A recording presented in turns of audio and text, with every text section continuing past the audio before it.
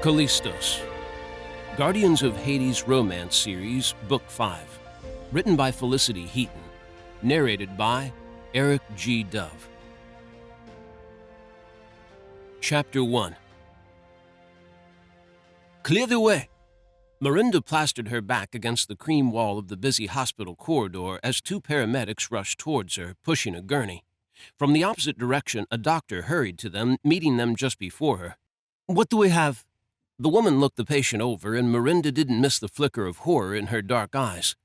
Miranda could understand her shock. The unconscious man on the gurney was covered in a black, oily substance, had blood pooling beneath him on the pale sheets and staining his long blonde hair, and had multiple lacerations across his bare chest, together with a bone sticking out of his left arm. "Adult male, early 30s. Someone found him on the Pont Saint-Michel, unconscious." The male paramedic glanced at the doctor before he went back to attending to the man. "He hasn't regained consciousness." Coupled with the grave look he exchanged with the doctor and the other paramedic, Miranda knew what that meant. He was bound for the morgue. They rushed past her, and her gaze tracked them, focused on him. How had he even managed to survive such extensive injuries? She had seen people in better conditions lose their lives and didn't hold out much hope for him. She hated nights like this, when she saw such horrible things, when she felt hopeless despite how badly she wanted to be able to help these people.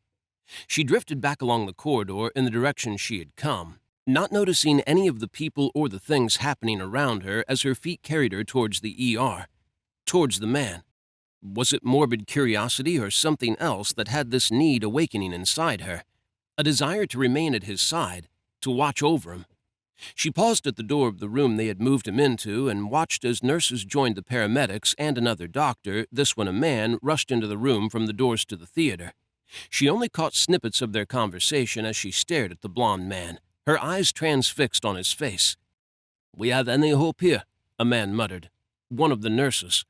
"Just get him hooked up," a woman hissed back at him as she worked to clear some of the black from the patient's chest. "What is this stuff? Motor oil?" "It stinks, whatever it is." Another man moved around the blonde on the gurney, blocking Miranda's view for a moment, and she inched another step closer, compelled to remain within sight of the man. "Vitals coming in now." The first male nurse shifted to his right. "What the hell?" Miranda glanced at the machine as he punched the buttons. "That can't be right."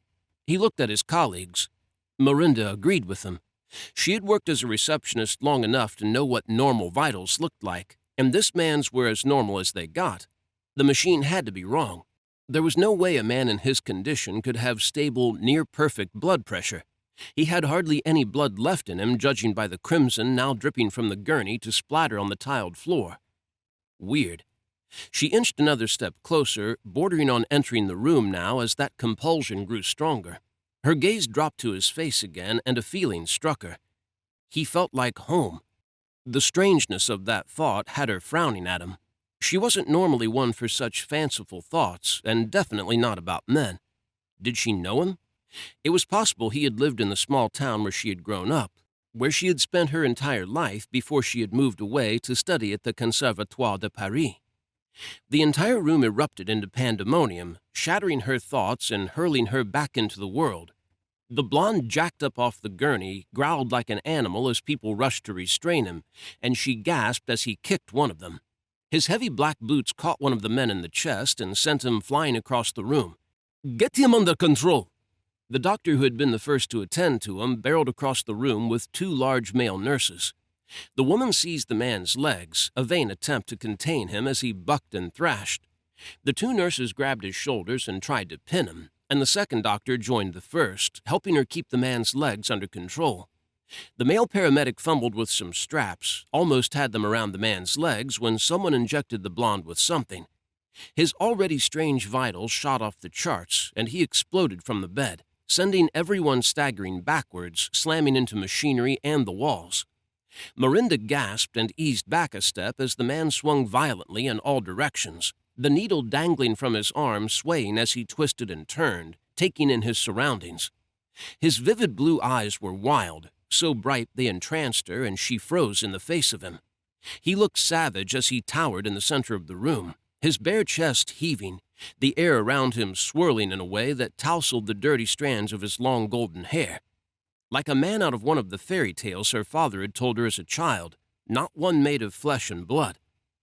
3 of the male nurses attempted to capture him. He shoved the first to reach him, planting a hand against his chest, and the man flew across the room to hit the wall near the doors to the operating theater. The other 2 didn't fare any better. He knocked one out with barely a tap on the head and swept his broken left arm to catch the second one across his chest, sending him crashing into the machines. He moved a step backwards, a tear in his black combat trousers opening to reveal a deep laceration that cut into his thigh muscle. He growled and flashed his teeth as he knocked against a trolley of equipment and turned on it, raising his right hand at the same time. The trolley flipped, scattering the contents across the tiles, and careened into the wall, embedding itself in the pale cream plaster. No man had that kind of strength. Was he on drugs? It seemed like a very real possibility as she stared at him, at the wounds that littered him and how crazed he was. He had clearly faced off against the wrong people and had lost. He shifted his right foot forwards, dragging it through the blood, and then his left, slowly moving towards her. The sensor leads attached to his body pulled taut, and he snarled something in a language she didn't know. Everyone in the room suddenly dropped to their knees and clutched their ears. Thunder pealed outside and the ground shook, threatening to send her to her knees too. He tore the leads from his chest, leaving circular red marks where they had been, and ripped the needle from his arm. Blood tracked down it, dark against his dirty, oil-slicked skin. Miranda swallowed hard as he lifted his head, and their gazes collided. His eyes were even brighter now, as stormy as the lightning that ravaged the sky and shook the ground with another ear-splitting bang. They softened as he gazed at her, as he slowly lifted his right arm and stretched a hand out towards her. He pushed his right foot forwards again. His knee buckled and he collapsed, catching his broken arm on the end of the gurney. A pain-filled bellow ripped from his lips, and he spoke again, muttered things in that strange language that had the nurses and doctors curling over, holding themselves and crying out in pain too. The man braced his right hand against the floor, his jaw tensed, and he tried to push himself up. He sagged, breathing hard, and instinct had her moving towards him even as the sensible part of her screamed at her to run away. This man was dangerous. She could only watch herself as she closed the gap between them, as she crouched and laid a hand on his shoulder. He was burning up. He needed help. Her help. "Step away from him." A flinty, hard male voice came from behind her, and she glanced over her shoulder at the owner of it, a police officer. 2 of them occupied the doorway, both of them looking at the man as he struggled to push himself up off the tiles. Someone must have raised the alarm. The man drew a gun and aimed it at the blonde. "Stay down." The world whirled around her, and she froze as she found herself facing the 2 police officers. The man behind her palmed something in his right hand, and she tried to see it out of the corner of her eye. Her pulse spiked, fear flooding her veins for the first time as she made out what it was. A scalpel. He banded his left arm around her, and her spine met his front as he brought the makeshift blade up to her throat. Instinct said to break free. This time, Miranda ignored it. She glanced at the carnage he had wrought, at the nurses who were slowly recovering now he had stopped speaking, several of whom were bleeding badly. She didn't want to end up like them, and she had the feeling she would if she fought him. He loosed another inhuman snarl and edged her forwards. He was heavy against her as he held her to him, his weight pressing down on her back, forcing her to support him. She struggled to move towards the door, her legs like jelly beneath her as she eyed the police officers, praying they would get out of his way. Fear crushed her lungs. She felt sure she wouldn't survive the fight that would break out if they didn't move. As she neared them, she threw them both a pleading look. It hit its mark with the younger of the 2 officers, and he moved back a step. The second joined him, easing backwards as the man moved her forwards, using her as a shield. His grip on her tightened as they hit the corridor, the strength of it surprising her. With the amount of blood he had lost and was continuing to lose, he should have been weakening, not growing stronger. But she swore he was doing just that.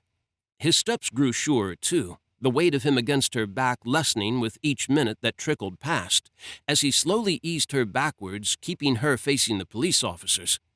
He was surprisingly gentle with her as he guided her towards the exit and then out into the cool autumnal night air. He lowered the scalpel from her throat and turned her to face him, a flare of regret in his eyes as they dropped to the point where he had held the blade close to her vein. When his eyes lifted to hers again, she expected him to ask her where her car was. Instead, he spoke in that unusual language of his, and thunder rumbled overhead. "I don't understand," she said in French, unsure he would know what she was saying. When he clutched her shoulders through her white shirt and shook her, frustration crossing his features, she decided to try English instead. "I don't understand. What language is that anyway? Russian? Greek?" It was nothing she had ever encountered on her limited travels. It sounded similar to what her friend Cassandra spoke, although it might have something to do with how frustrated he sounded. Cass rarely spoke Russian outside of the time she was angry about something. He snarled something else, and blue light sparked across her vision, almost blinding her. She dropped her gaze to his right arm and the blue glow emanating from the tattoo of script that ran along the inside of his forearm. Maybe she had fallen asleep during her break and was dreaming all of this, because none of it seemed real. That feeling compounded when he grabbed her and the light engulfed them. She shrieked as she tried to break free of him, fighting his hold, and stumbled backwards as he released her. She hit the tarmac. Or at least she should have hit the tarmac.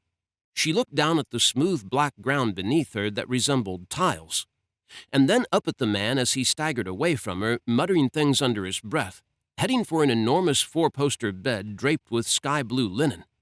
He collapsed onto it and rolled onto his back, breathing hard. Miranda breathed hard with him, the pace of them quickening as she took in her new surroundings, unable to believe her eyes. The pitch-dark walls of the huge room seemed to close in on her as she struggled for air. She shrieked again when a boom came from behind her and swiftly twisted onto her knees to face that direction. A beautiful woman with scarlet hair that looked like blood against her pale skin and the delicate layers of her black dress drew to a sudden halt in the doorway, her emerald eyes falling to land on Miranda. They darted to the man. Miranda had the ridiculous urge to deny that she had been doing anything to him, that she hadn't been with him in any fashion, not to harm him or seek pleasure with him. "What have you done?" the woman whispered, her voice like a summer breeze as she swept towards Miranda. Miranda lined the words up on her tongue, ready to deny that she had done anything, but then the woman glided straight past her, heading for the man, and she had the feeling the redhead had been speaking to him. "Oh, you will be in trouble now," the woman murmured as she gazed down at him, her green eyes overflowing with worry. "But it seems you were already in trouble." Miranda tensed when the woman looked back at her. "What happened to him?" She shrugged. "I don't know. He was brought into the ER, found unconscious at the Pont Saint-Michel." A crinkle formed between the woman's fine eyebrows. "ER? Emergency room, at the hospital." She tried to keep her focus on the woman, but her eyes strayed to the man as he labored for breath, unconscious again. "I work there." She lifted the lanyard draped around her neck, pulling it away from her white shirt to show the woman her pass. The woman shook her head and looked the man over again.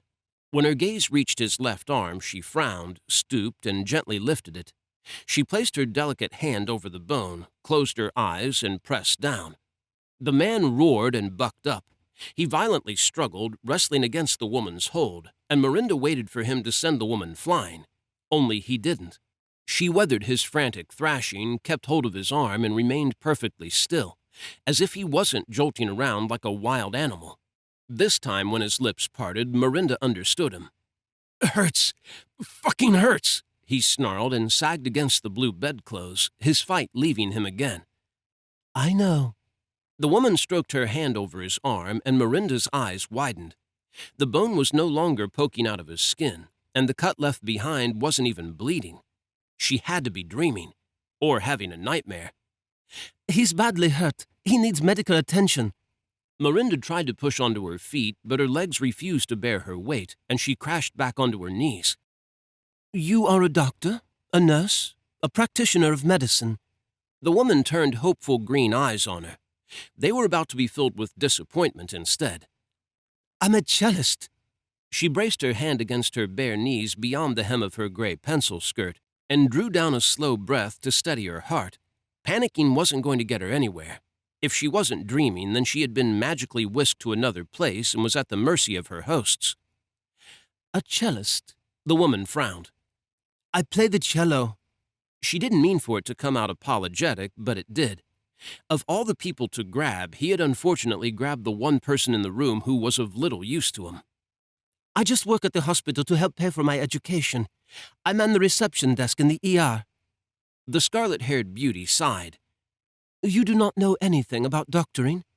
She started to shake her head and then shrugged. "I did basic training a couple of years ago. Just things like recovery position, bandaging, treating minor wounds. So you can help him." This time she did shake her head. "No, those are not minor wounds. He's bleeding badly, has broken bones, and much of it is not his blood," the woman said in a deadpan voice that had Miranda lapsing into stunned silence. If it wasn't his blood, whose blood was it? The woman stared deep into her eyes. "I am asking you to help me help my son." Her son? Miranda looked at him where he rested on the bed, finally calm again. He didn't look a day younger than this woman. "He will heal faster if we both aid him." The woman gently brushed tangled strands of his dirty hair from his forehead, and a sigh slipped from his lips, a contented sound that was so at odds with his terrible condition. He had to be in a lot of pain, so much that she couldn't see how he could find a simple touch comforting. Perhaps he was delusional. She'd seen patients in so much pain that they had been out of their minds. "He needs treatment, surgery. He needs doctors at the very least, painkillers." Miranda looked at him, taking stock of the numerous wounds covering his arms and chest, and the gashes in his combats that revealed more cuts. Strangely, all of the wounds looked shallower now, as if they were healing rapidly. "No human medicine." The woman's voice gained a hard, cold edge that didn't suit her. Those 3 words ricocheted around Miranda's head, stirring more questions. No human medicine? The floor trembled beneath her, and she leaned forwards and pressed her palms against it, waiting for the ominous peal of thunder that would follow it just as it had when they had been in the hospital. It remained eerily quiet. "He should not have brought you here." The woman turned away from Miranda and gazed down at the man on the bed. "He will be in trouble with Hades when he comes around. Reckless child." Miranda's eyes widened. "Hades? Like Clash of the Titans?" Now she knew she was dreaming. The woman scowled at her. "Now is not the time for ridiculous questions. My husband is not a Titan, nor is he an Olympian." This woman had to be insane. She was talking about being married to the god of the underworld as if it was perfectly normal and utterly sane. She touched the man's right arm, and the writing tattooed on it glowed blue. A sigh slipped from her rosy lips. "Hades will not be pleased," she whispered, as gentle as the first kiss of morning light, and lifted her hand and stroked his cheek in a way only a mother could. Her touch was light, spoke of love that Miranda could feel across the expanse of air between them. A touch meant to take away all the pain and make everything better. A touch Miranda had never known.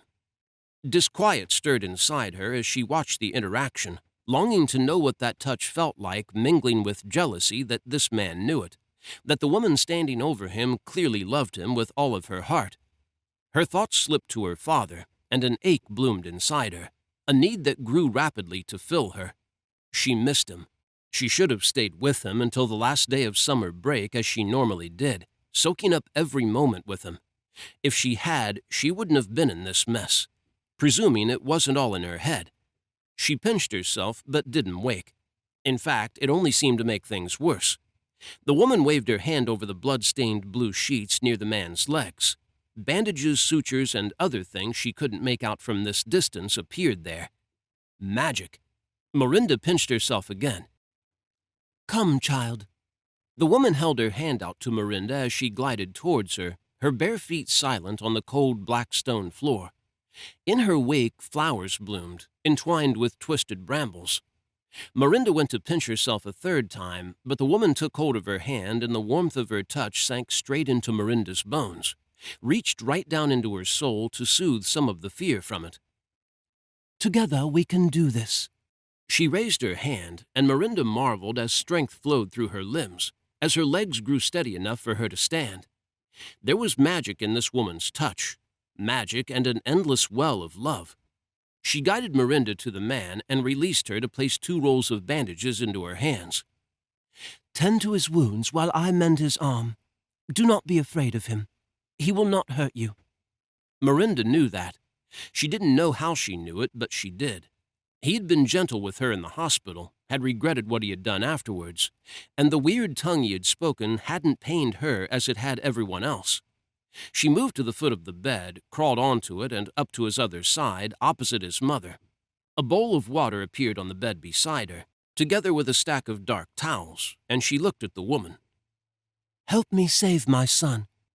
Miranda nodded, because maybe if she helped him, she could go home and this crazy dream would end. She soaked a cloth, squeezed it out, and went to wipe some of the blood and grime from the man. Home. She paused and looked at him, that feeling stirring inside her again, and as ridiculous as it seemed, she found it impossible to deny. He felt like home.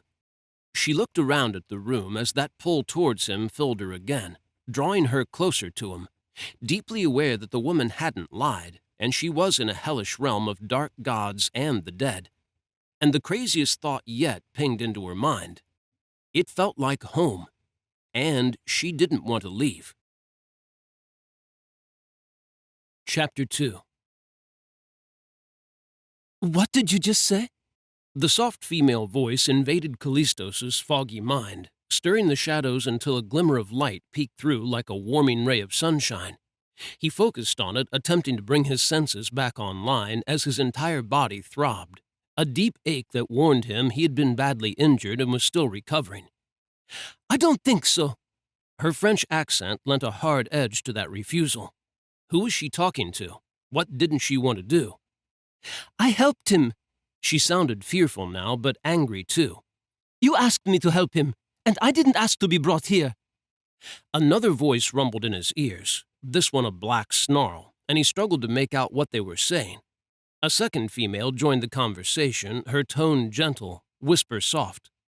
"The waters of the Lethe will not hurt you, child." The Lethe. Cal growled as he was hurled back through time, memories flittering past him at high speed until he landed on the banks of that turbulent river, faced with a choice. Drink the waters and forget her, or live with the constant pain in his heart. "I don't want to forget." The Frenchwoman's voice dropped low, the pain that laced each trembling word cutting through him. He hadn't wanted to forget either. He never wanted to forget. He wanted to remember everything. He wanted to remember his sister. He wanted to remember what had happened to her, to him. He wanted to remember the face of the one who had tormented, tortured, and murdered her. But he never could. In the vision building around him in the darkness of his mind, the river bubbling before him shifted color and changed course, the waters receding to form a single sphere that then rose up before him. It dropped into a silver goblet, cupped in a delicate pale hand. Mnemosyne offered it to him, the water of memory. Great pain rolled through him, and he eased away a step, stumbled and fell on his back before her cell in the towering prison of Tartarus, because the water offered only misery, only more pain when it failed to work. Not again. He would never drink it again.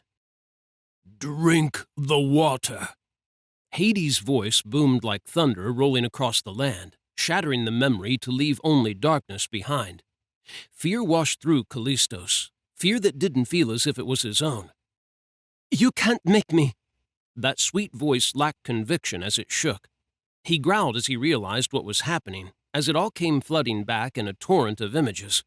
Waking in a bright room, finding himself surrounded by mortals, the agony, the fiery pain, the sudden explosion of energy inside him. And then her. A beauty who had looked as if she had stepped right out of ancient Greece, with her spun gold hair twisted into a braid across the top of her head, and her warm blue-green eyes as inviting as the Aegean waters. A snarl tore from his lips as he recalled seizing her, threatening her to defend himself against the other mortals, as he remembered trying to speak to her and how fiercely he had needed to keep her with him. So fiercely, he had apparently brought her with him to the underworld. "No," he bit out, voice a hoarse scrape in his ears as he tried to move. He needed to stop his father. She was right, and she had done nothing wrong. Gentle hands grasped his shoulders to hold him down, her touch light and offering comfort that he stole, strength that he absorbed as he gathered all that he could, preparing for a fight he would never win in his current condition. No! When those tender hands attempted to keep him pinned, he brushed them away, as gently as he could manage, as rage slowly built in his veins, roused by the thought of his father forcing the waters of Lethe upon the mortal female who had helped him. Leave her! Cal maneuvered onto his elbows and managed to find the strength to crack his eyes open. They were sore, gritty, and dry, his vision blurred. The room was a mash of fuzzy colors dominated by black. He blinked rapidly to clear his eyes and bring everything into focus. I'll take her back. You will. Hades stared him down from the end of the bed, his red eyes bright in the low light, stark against the long black lashes that framed them and his pale complexion. Obsidian spikes rose from his raven hair, a crown that suited the god-king of the underworld, one meant to intimidate his enemies. Once she has tasted the waters. Hades revealed the slender violet glass vial with a flourish, cupping it in the black claws of his left gauntlet. His father had come dressed for war. Cal glanced at the golden-haired beauty where she stood off to his left, close to his mother, her soiled white shirt and gray pencil skirt so out of place in this dark ancient realm. She wasn't a threat to his father or this world. Hades was overreacting. She was mortal. He could feel it in her, was deeply aware of it and what he had done, how he had placed the fragile female in danger. Just let me take her back. He tried to sit up, but his strength failed him and he gritted his teeth as pain blazed through him. He sank back against his elbows. For a heartbeat, concern surfaced in his father's eyes, and then they hardened again. She must drink the waters. I don't have to do anything, the woman snapped, fire in her eyes that swiftly abated when Hades shifted his gaze to her. She shrank back and wrapped her arms around herself, her slender, dirty fingers tugging at her soiled white shirt near her elbows. She looked small like that, vulnerable. It roused a dark need inside him. Cal wanted to fight in her corner and convince his father that she wouldn't tell anyone what she had seen, that no one would believe her if she did. But deep inside, he knew his father was only doing what was necessary to protect his realm and his people. Persephone looked to Hades and then to him, concern softening her green eyes as they met his. He pulled down a deep breath and then nodded, hating himself for consenting to this when every fiber of his being wanted him to fight his father on it. He didn't want her to suffer as he did, forgetting things that happened to her, left to wonder what she couldn't remember when she inevitably felt as if she had forgotten something. He only felt worse when his father held the vial out to him. He shook his head. He couldn't be the one to do it, and his father had to see that. He had to see the guilt and shame that was building inside him, a swirling tempest that felt as if it was ripping him apart as he waited. Hades curled a lip at the woman and turned towards her, his crimson cloak swirling around his ankles as he came to face her. Darkness reigned in his father's eyes as they burned scarlet, rage that flowed into the room from him and drove Calistos to act, because he wasn't sure his father wouldn't hurt her if he had to do the deed himself. Persephone moved before Cal could muster the strength to intervene, gliding towards Hades and gently lifting her hand as she reached him, closing it over the vial. Allow me, my love. She carefully took the violet glass bottle from him, brushing her fingers along his as she did so, a soothing caress that worked its magic on his father and had the rage in his eyes ebbing away again. Cal deserved his father's fury for bringing this mortal into his world, and for returning when he had been banished to the human world to defend the gates to the underworld, protecting them from a calamity the Morai had foreseen centuries ago. This woman was an innocent, caught up in this because of him, because he was as reckless as his family believed him to be. More reckless, in fact. If they knew the things he did, they would lock him away in Escher's cage to keep him safe. Persephone tipped the vial upside down and back again, pulled the stopper from it and held it out to the woman. Only a drop. It will not hurt you, and you can return to your world, to where you belong. The blonde looked as if she wanted to say something as she gazed into Persephone's eyes, and as those tranquil blue-green orbs shifted to him. But then she nodded, opened her mouth, accepted the drop his mother placed on her tongue.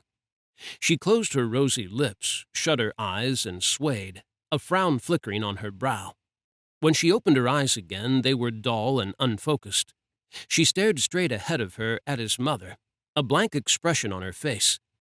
"You have a few minutes to return her to her world before the waters take full effect."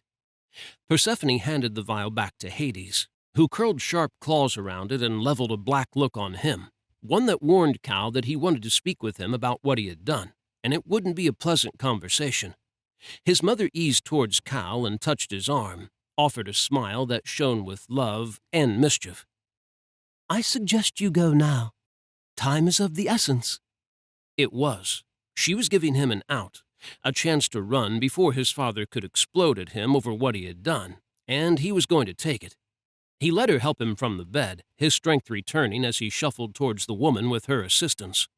When he reached the blonde, he seized her arm, focused, and muttered the words to activate the favor mark that Hermes had bestowed upon him at his birth.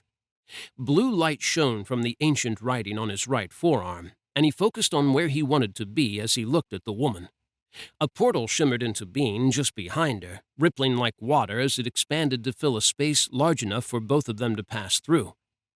"Calistos," Hades started.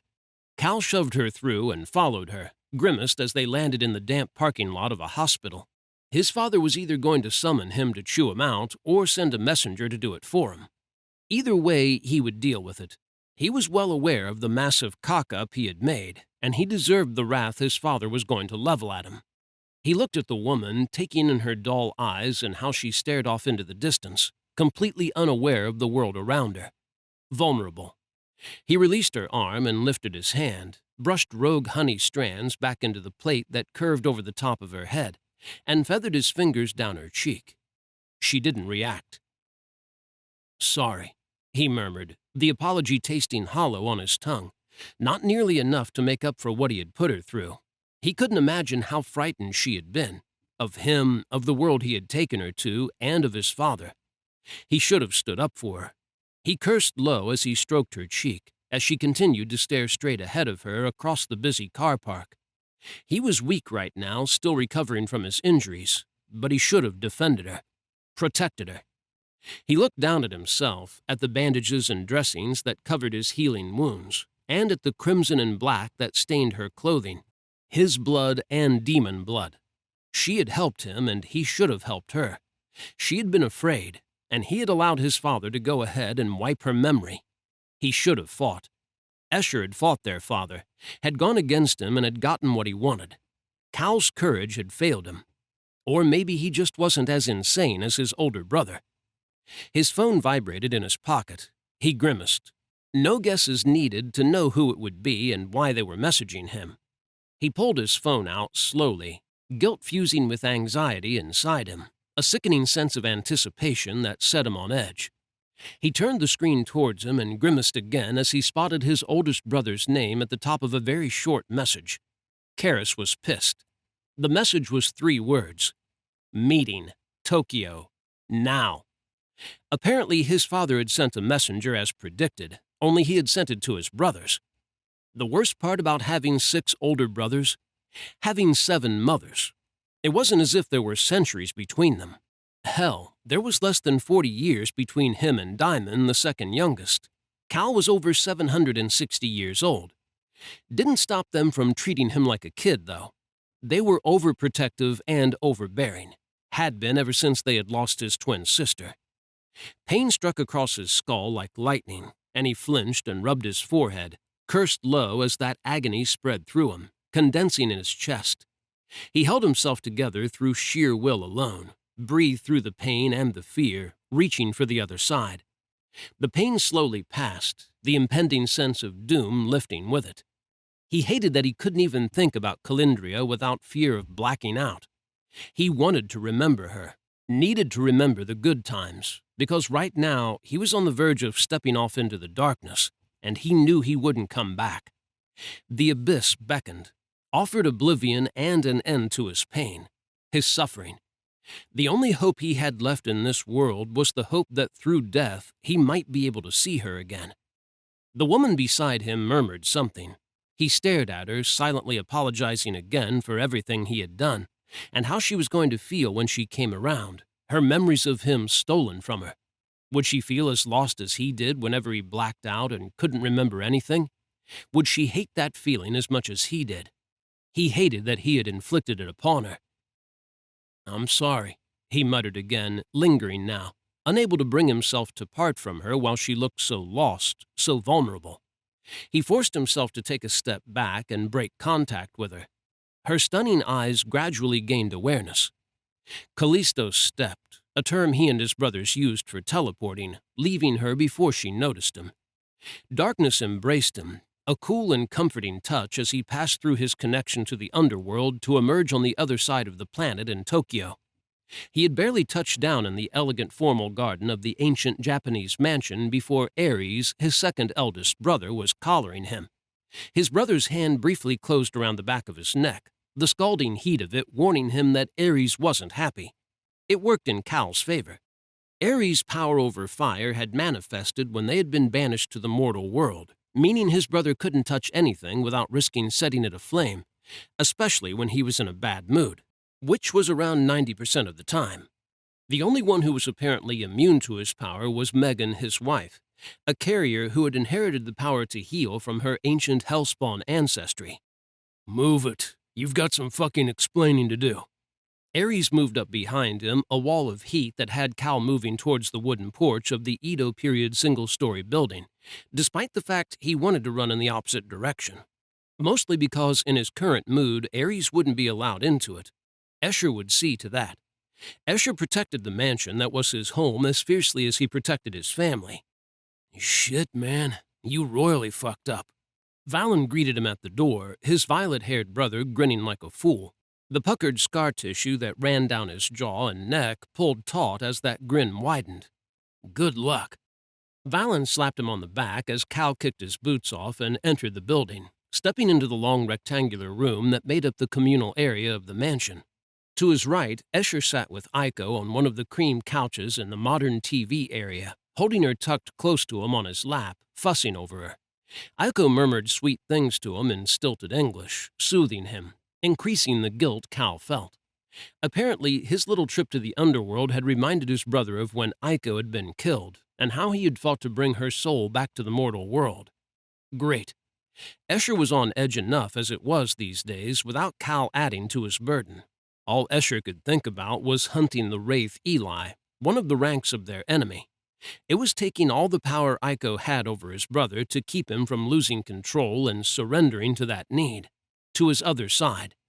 Thankfully, it appeared two of his brothers had found reasons not to attend his trial, although he could have lived without Karis being present. His judge, jury, and possible executioner towered before him, his backdrop a beautiful manicured garden of topiary and gravel framed by the white paper panels that had been pushed open to reveal it, an immaculate vision that suited his oldest brother.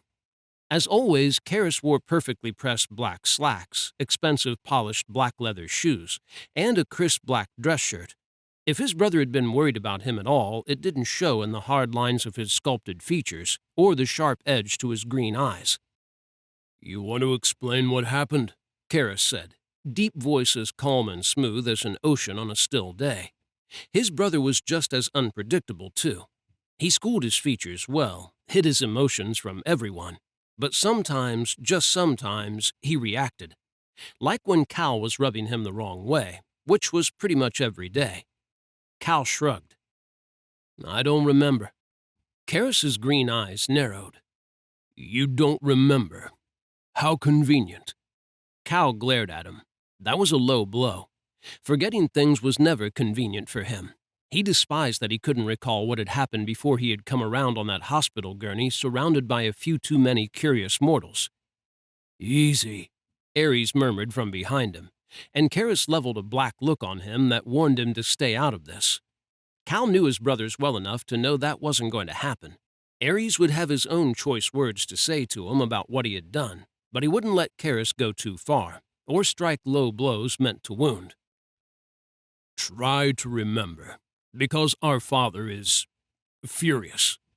Karis managed to pick a word that perfectly conveyed what Cal had felt coming from their father, probably because Cal could feel it coming from him too.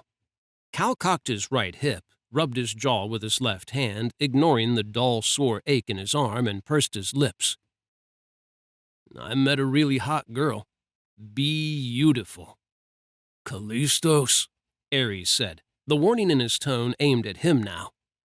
You know the rules. We all agreed to them. Hellspawn are involved with our enemy, so whenever you go to a gate or it calls us, we go together. Just admit you went to a gate. Admit you messed up. Hellspawn was the name he and his brothers used for the breeds of demons that Hades had allowed to remain in the underworld after the last rebellion, when he had exiled all from the species who had been involved in the uprising and closed the gates to them. Hellspawn were allowed to come and go as they pleased with their father's consent, traveling through the gates between the underworld and this one. Well, almost all the Hellspawn breeds were allowed to travel freely through the gates with Hades' permission. Since Charis had sent a messenger to Hades about the possibility a necromancer was involved with their enemy, Hades had stopped giving permission to that breed, closing the gates to them and trapping them either in the underworld or the mortal one. Their father had also dispatched several of his legions to seek out the necromancers and bring them in for questioning, and every god and goddess allied with him was on the lookout for them too. So far, none had turned up. I have better things to do than this, so it would be appreciated if you would just fess up, Valen put in. I'm no saint, but even I agree that taking backup to the gates is the smart thing to do. The enemy knows we're the keys to those gates now, and they know the only way to open one is to have us near it, so that means we work as a team. Safety in numbers and all that shit. Things had to be bad if Valen was going along with things rather than acting out and playing the rebel. Why didn't you message for backup? Charis moved a step towards Cal, a casual move but one that sent a cold chill shooting down Cal's spine. He preferred a little distance between him and his oldest brother when he was in a mood, and Charis was in a mood. He could see it now, building in his green eyes, a storm looming in the distance but rapidly growing stronger. The sort Cal loved to unleash on the world. He didn't want to answer his brother's question. To answer it, he would have to attempt to remember. Only pain lay that way. There must have been a powerful enemy involved. Valen moved around him, casting golden eyes over Cal's bare chest and ruined black combats. Several of them. You were in bad shape. Father's messenger relayed that much. Valen placed a hand on Cal's shoulder and Cal shrugged it off, because seeing worry in his brother's eyes was unnerving. He preferred the fuck you all brand of Valen. This new softer version freaked him out. Try to remember. Cal looked at Charis as he spoke those words, catching in his eyes how much his brother needed him to explain, and therefore at least attempt to remember. Hades hadn't just sent a messenger to inform his brothers of what had happened in the underworld. He had sent a request for information, one Charis needed to fulfill. Hades wanted to know what had happened.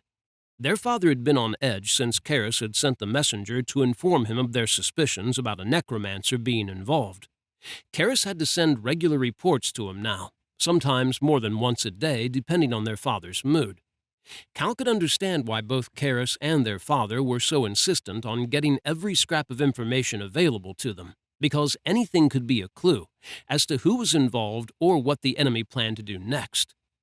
Cal sucked down a deep breath. He was doing this then, no question about it. His father wanted the details, and as much as it pained Cal, both physically and emotionally, he would do his best to provide them. Fine, he grated, and went to the couch that stood with its back to the main area of the room. At least let me sit down in case I pass out. I've had enough knocks for a lifetime tonight. He slumped into the seat, leaned back against the soft cushions, and closed his eyes, ignoring Escher's muttered words about dirtying the cream material. He focused inside of him instead, on the darkness of his mind, conjuring an image of the first thing he remembered on coming around. The white room, the humans, the beauty staring at him from the doorway, fascination mixed with fear in her striking eyes. He remembered speaking to her. Cal forced himself to go backwards, denying the need to roll forwards and replay everything that had happened with her. He remembered pain, incredible pain, jerky movements, someone lifting him, the paramedics. He pushed back further and gritted his teeth as fire spiderwebbed across his skull, red veins of it that he could almost see as it burned his mind, bringing darkness in its wake. He struggled against it, stretching for the memory that felt just out of reach, hoping this time he would be able to recall it all without the abyss devouring him. The darkness roared up on him, a towering black wave that threatened oblivion, but he pushed back against it, and a faint image flickered in his mind, and a feeling went through him. He popped his eyes open and let everything go, releasing it in a rush of breath as he sank deeper into the couch. "Well?" Ares knelt beside him, concern in his dark eyes. His overlong tawny hair mussed and pulled from the leather thong he wore it tied back with. His brother dropped his hand to his black jeans-clad knee. "Did you remember anything?" Cal nodded. Though he couldn't remember what had happened to him between fighting a horde of demons and waking in that hospital room, he could remember a few things, like where he had been. "Seville.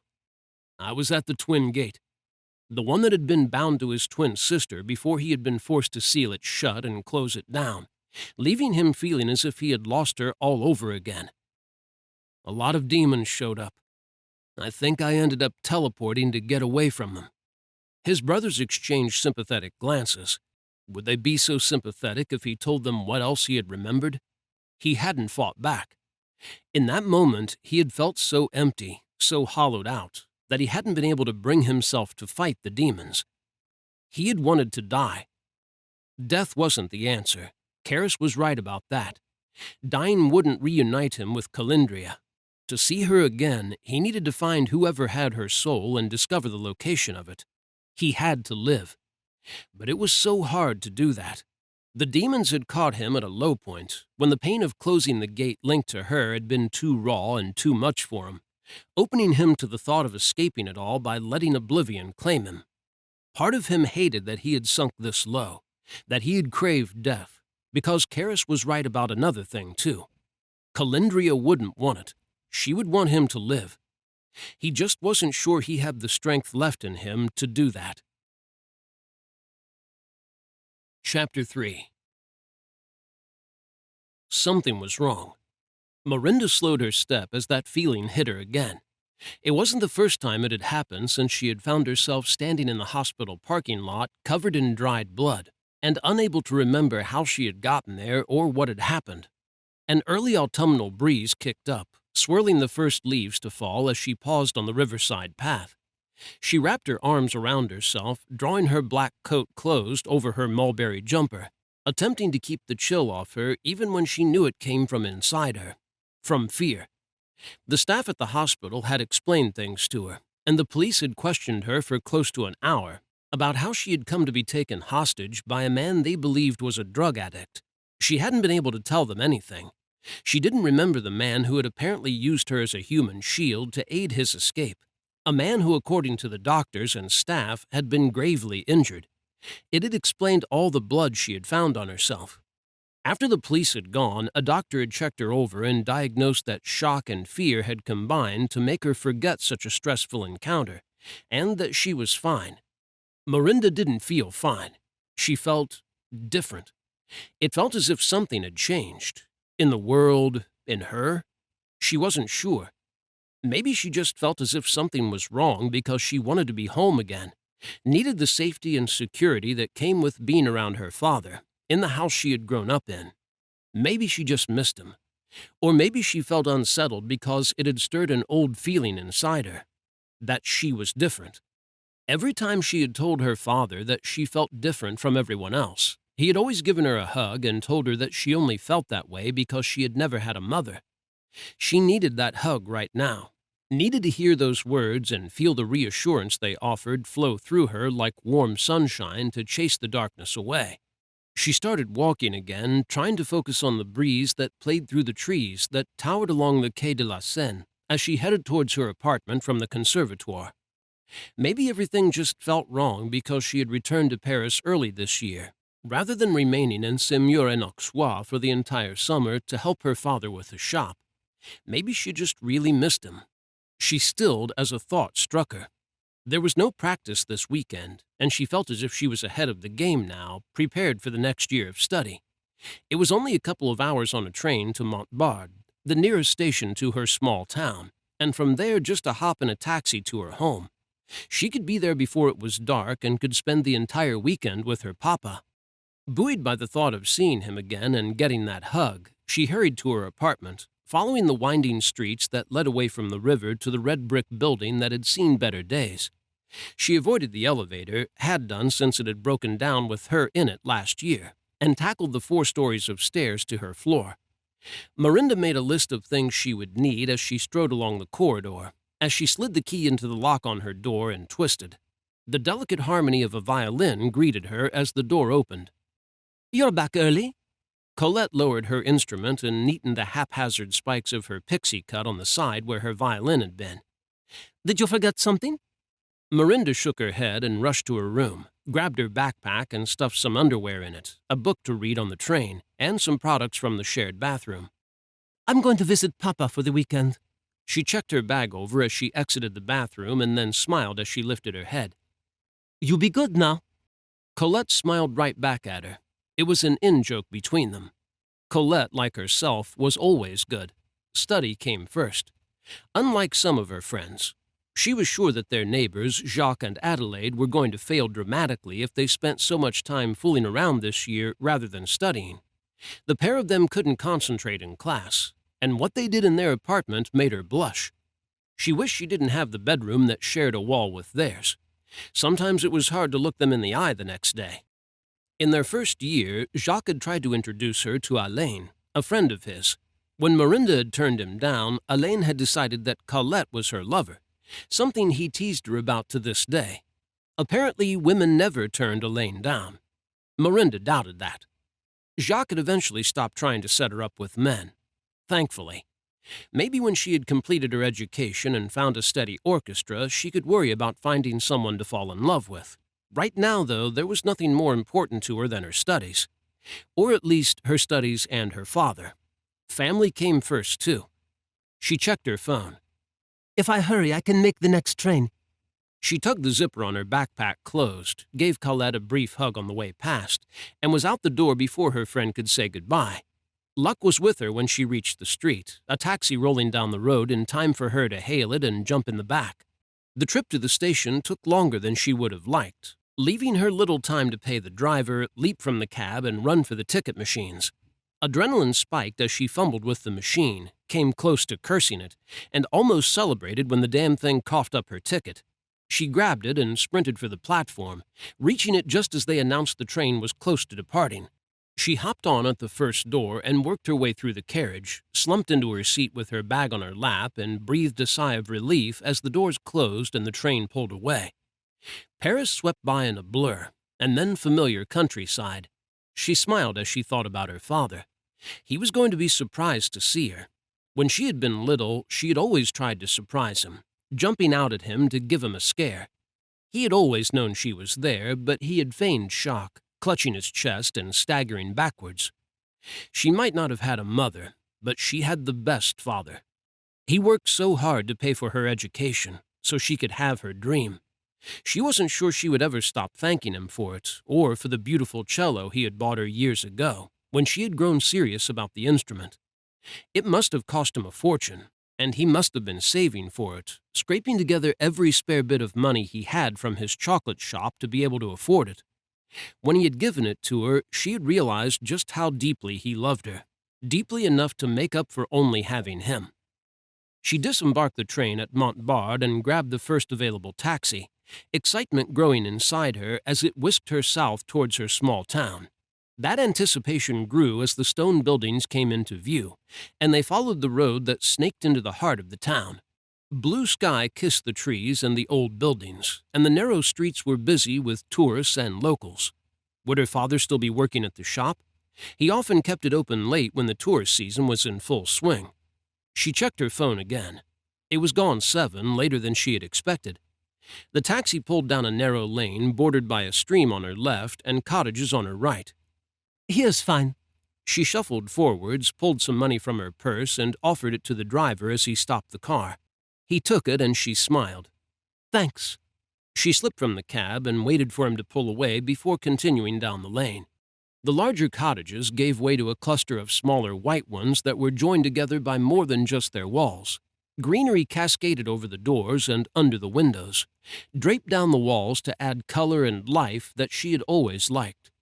Her smile widened as the roses that filled the front garden of her home came into view, the blooms still full of color despite the fact summer was turning to autumn. She quickened her pace, a bounce in her step as she played out in her mind how surprised her papa was going to be when she knocked on the door. Her steps slowed as she looked at that door. It was ajar. The evening was warm, but it wasn't like her father to leave the door open. Maybe he had been working in the garden and just stepped back inside for something.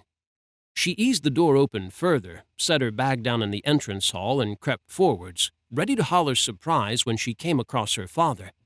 He was going to get the shock of his life. Miranda stepped into the small kitchen and got the shock of hers.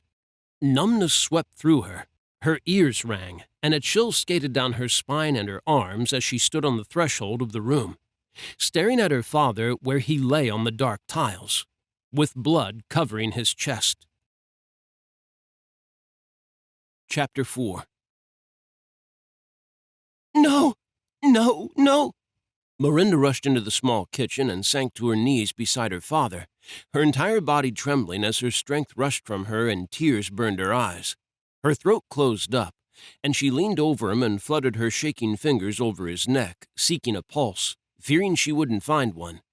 His eyelids twitched, a sign of life that didn't give her hope as she found his pulse.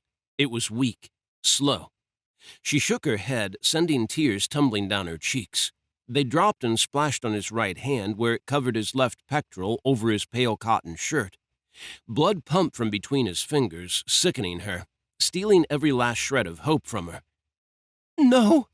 She sagged over him and held him, afraid of hurting him but unable to stop herself, as her entire world felt as if it was falling apart around her. Mari, he murmured, voice weak and thready, a bare whisper in her ear. You can't be here. She shook her head again. She wasn't going anywhere. You must leave. He tried to shift beneath her, lifting his hand from his chest, and cried out in pain before slumping back against the tiles and fighting for breath. Don't move. She eased up and held his shoulders down. Her brow furrowed as she saw the wound on his chest, a deep hole that looked black as blood welled in it.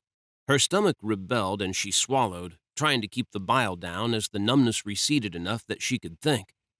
But her thoughts hit her at a rapid pace, colliding and churning, sending her in too many directions as she knelt beside him, feeling useless. Pressure. She had to apply pressure. No, she needed to call an ambulance. She needed to get help. She grabbed a tea towel from the handle of the drawer near the sink behind her, balled it up, and pressed it to the wound with one hand, as she fumbled in her jeans pocket for her phone with the other. Her father grimaced as she applied pressure, and she wanted to apologize and ease off a little, but she couldn't. She had to stem the bleeding. Damn, she bit out when she saw the signal on her phone. No bars. She grabbed her dad's hand and pressed it to the towel, making him hold it. Keep pressure on it, Papa. Her heart thundered as she cast her gaze around the room, looking for his phone. For some damned reason, he had ditched having a landline 3 years ago. When she couldn't spot his phone anywhere, she searched his black slacks. It wasn't there either. She stilled when he grabbed her hand. Mari, go. Leave. No, she barked, regretting it when his eyes opened. More tears came when she saw how dull they were, their warm brown lacking the spark of life they usually held. I'll get help. Just keep pressure on it, Papa. She shoved to her feet and ran from the house, leaped the small stone wall between their cottage and the next one, and slammed into the green wooden door. She banged her fists against it. Monsieur Berger! She kept banging, her heart keeping pace with the beat of her fists. The door cracked open and she breathed hard. Miranda, what is wrong? The portly old man looked her over, and when he reached her hands, his gray eyes widened. What happened? Papa! It was all she needed to say. He reached for the phone on the side table, and relief swept through her as he rattled off her address, asking for an ambulance to be sent there. She ran back into her cottage and to the kitchen, fearing she would find her father gone. He was paler now, but still breathing. She sank back to her knees on the blood-soaked tiles and brushed her fingers across his. His hand fell from his chest, and she placed hers over the cloth and held it down. Hold on, Papa, she murmured, focusing on him to keep the chilling numbness at bay. He needed her to be strong. He needed her to be here with him, for him, not let her fears and pain swallow her. "Mari," he husked and swallowed, grimacing as he tilted his head back. "Must tell you things." "No, you have to rest. The ambulance will be here soon." He shook his head, his dull brown eyes finding hers. "Not soon enough. Must tell you." She wanted to rail at him for being so defeatist, for believing he was going to die, but more tears came instead, choking her. She fought them back. He didn't need her breaking down. He might not believe he was getting through this, but she had to. She couldn't lose him. "Mari." She leaned towards him, not wanting him to strain himself by trying to speak louder. "Fairy tales." She nodded. "I remember them. I remember all of them. They... real." He swallowed again, and her heart broke as she realized he had to be close to the end now, delirious if he thought that the things he had told her about gods were real. His brown eyes held hers, the conviction and belief in them surprising her. "I can see future, but the power inside you is far greater. Must be more careful than ever. They will come for you." "Come for me? Who will come for me?" Her eyes widened and she looked down at his chest as a chill rushed over her, leaving goosebumps in its wake. "The people who did this?" Fear cranked up another notch inside her heart drumming faster as she stared in disbelief at his chest. No, it wasn't possible he was talking about the people who had done this to him coming for her next. He nodded, a slight dip of his chin that sent her into a tailspin. She wanted to deny it, but as she looked at the blood covering his chest, listening to his rattling breaths, that denial wouldn't come. All that hit her was a sense that she was in danger, rapidly followed by something that had her eyes going even wider. "You always told me I felt different because I didn't have a mother." Another chill swept over her as she considered there might have been another reason, one that made sense as she remembered all the times she had felt as if her father had been saying that to hide something from her. "Am I like you? Does this power you say is inside me come from you?" He gave a slight shake of his head and sorrow flooded his dark eyes. He struggled to lift his left hand, his jaw flexing as he inched it upwards, and the coolness of it as it covered hers had tears spilling down her cheeks. She was losing him.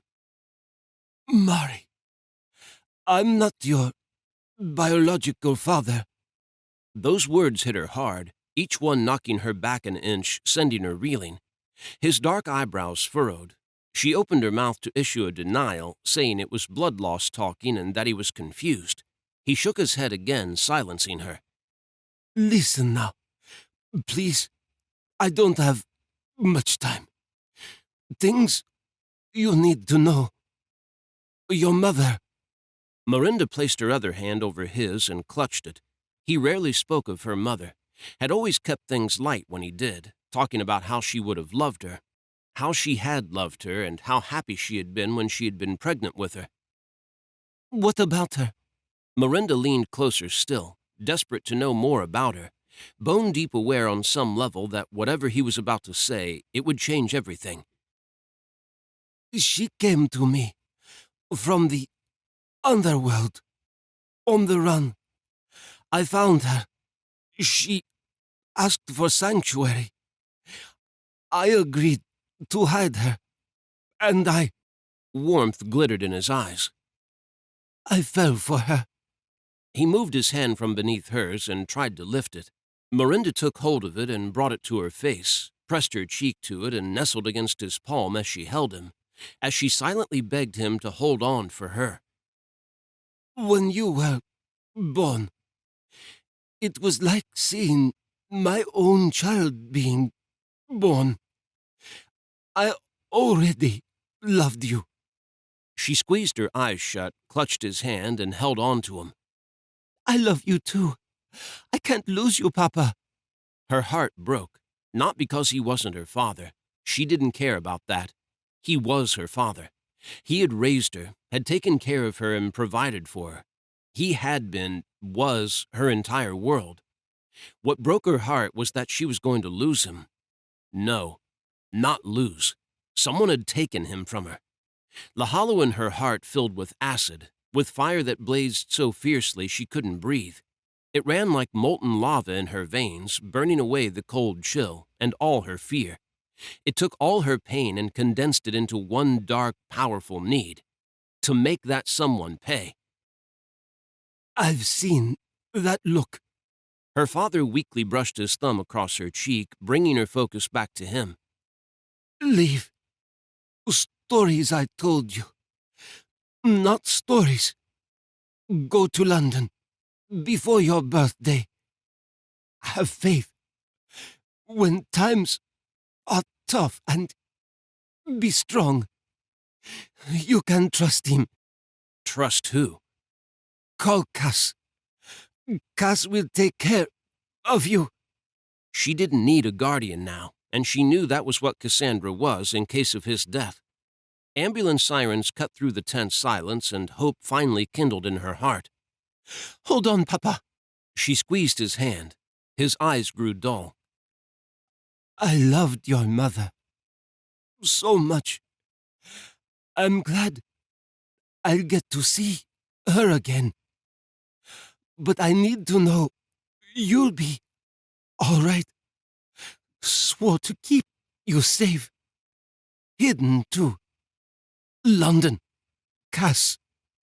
He grabbed her nape and pulled her towards him, pain written in every line of his face.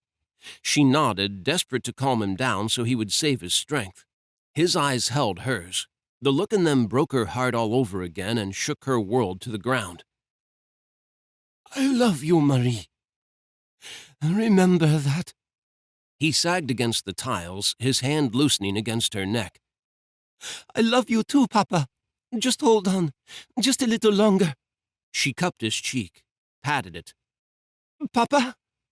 The fire that blazed inside her gave way to cold, to a numbing chill that invaded every inch of her, freezing right down to her soul and her shattered heart as she stared at him. "Papa?" she whispered, tears a torrent down her cheeks as her ears rang, as she struggled to comprehend what had just happened. People rushed in around her. Someone took hold of her arm, and she fought them as they tried to move her, screamed as they lifted her and pulled her backwards, and she lost sight of him. Her lungs burned, her screaming giving way to great heaving sobs that racked her so hard she couldn't breathe. Evening light bathed her, and she sank to the grass, the scent of the roses bringing only pain now. She was vaguely aware of Madame Berger holding her as she watched the paramedics wheeling her father out of the cottage on a gurney, with the sheet drawn up over his head. A man in uniform came to her, and she answered his questions, leaving out the things her father had told her, things that sounded crazy to her even as they made sense, and everything continued to crumble around her. The doors of the ambulance slammed, and she flinched, closed her eyes, and shut the world out. She had just lost everything, and she had the feeling her life would never be the same again. She didn't resist as the police officers guided her to their car, didn't notice the drive to the nearest station or her surroundings as she repeated her answers, telling a new set of people what had happened. The numbness swallowing her refused to abate, kept a firm hold on her as she tried to process everything, tried to believe what had just happened. It felt too real, but not real at the same time. Someone placed a drink down in front of her. She stared at it, watched steam curl from the black liquid. Fatigue bore down on her as she shed the last of her tears, and no more would come. As the frigid cold began to give way again to fire that roared into an inferno in her veins, it blazed through her, scouring her heart, filling it with rage. She needed to find whoever had taken her father from her. They needed to pay. She looked around the interview room, growing aware of it at last, and the cold tried to return. Did the police believe she had been the one to murder her father? She dropped her gaze to her hands where they rested in her lap. No cuffs. She looked at the door. It was ajar. Her heart beat a little steadier. If they didn't believe she had done it, perhaps they could help her find his killer. She needed to find them. They needed to pay. A middle-aged graying man in a pale blue shirt and black trousers walked into the room, offering a kind smile. "The coffee is crap, but you looked as if you needed it." She glanced at the untouched drink. "Thank you." He canted his head, studying her closely. "You look a little more with it now. Do you think you can help us review some evidence?" "Review some evidence?" That had her more awake than the coffee could have managed. "You have evidence?" That rage burned hotter, fiercer, commanded her to seize this evidence and use it. She somehow managed to remain seated, denying the need to grab the man and force him to show it to her. He nodded. "Your father had CCTV set up around the house. Only the outside." He had. She had never seen it, and he had never said anything about it. She shivered as she recalled what he had said to her. He had hidden her mother, and he had kept her secret. Because someone wanted her? Was she the reason he had been killed? Her stomach somersaulted at that thought. Crushing grief bore down on her again, but she battled it. She couldn't succumb to it, not when she needed to see this evidence. She stood on trembling legs and gripped the back of the chair to steady herself as she waited for them to grow stronger, not trusting them with her weight. The man offered a hand and she held her arm out, allowed him to take hold of it and support her. He led her into the corridor and along it into another room, this one darker and larger than the interview room. A set of monitors were mounted on the far wall, the images on them flickering. The officer nodded to another man as he swung on his chair to glance at them and closed the door behind her. Miranda pulled the second chair out and sank into it, staring at the screens. At her home. She recognized the front garden with its colorful roses. The second monitor showed the rear garden and her father's vegetable plots. Plots he would never tend to again. Tears threatened and she sniffed them back, steeled herself, and looked at the two men as the graying officer took a seat on the other side of the one at the controls. "Ready?" he murmured, his warm voice filling the tense silence and easing some of her nerves. She nodded.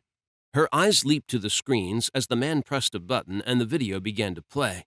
The images blurred at times, pixelating before becoming crisp again. At first, nothing happened, but then a dark silver car pulled up at the gate on the narrow lane and two men got out.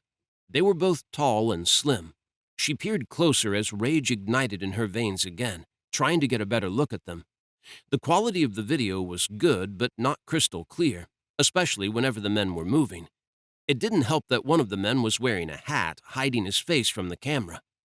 Both wore black, the man with the hat dressed in an elegant suit, while his companion, who walked a step behind him, wore a long black coat that was tight to his slender frame. It wasn't much to go on. She stared at the man without a hat, imprinting him on her mind, studying him closely to catch the times the images were clear and she could make out his face. His black hair, his features, his pale skin. She put everything about him to memory so she would never forget him, and then tried to do the same with the second man. He paused at the door, lifted his head so she could finally see his face, and slid a look at the camera.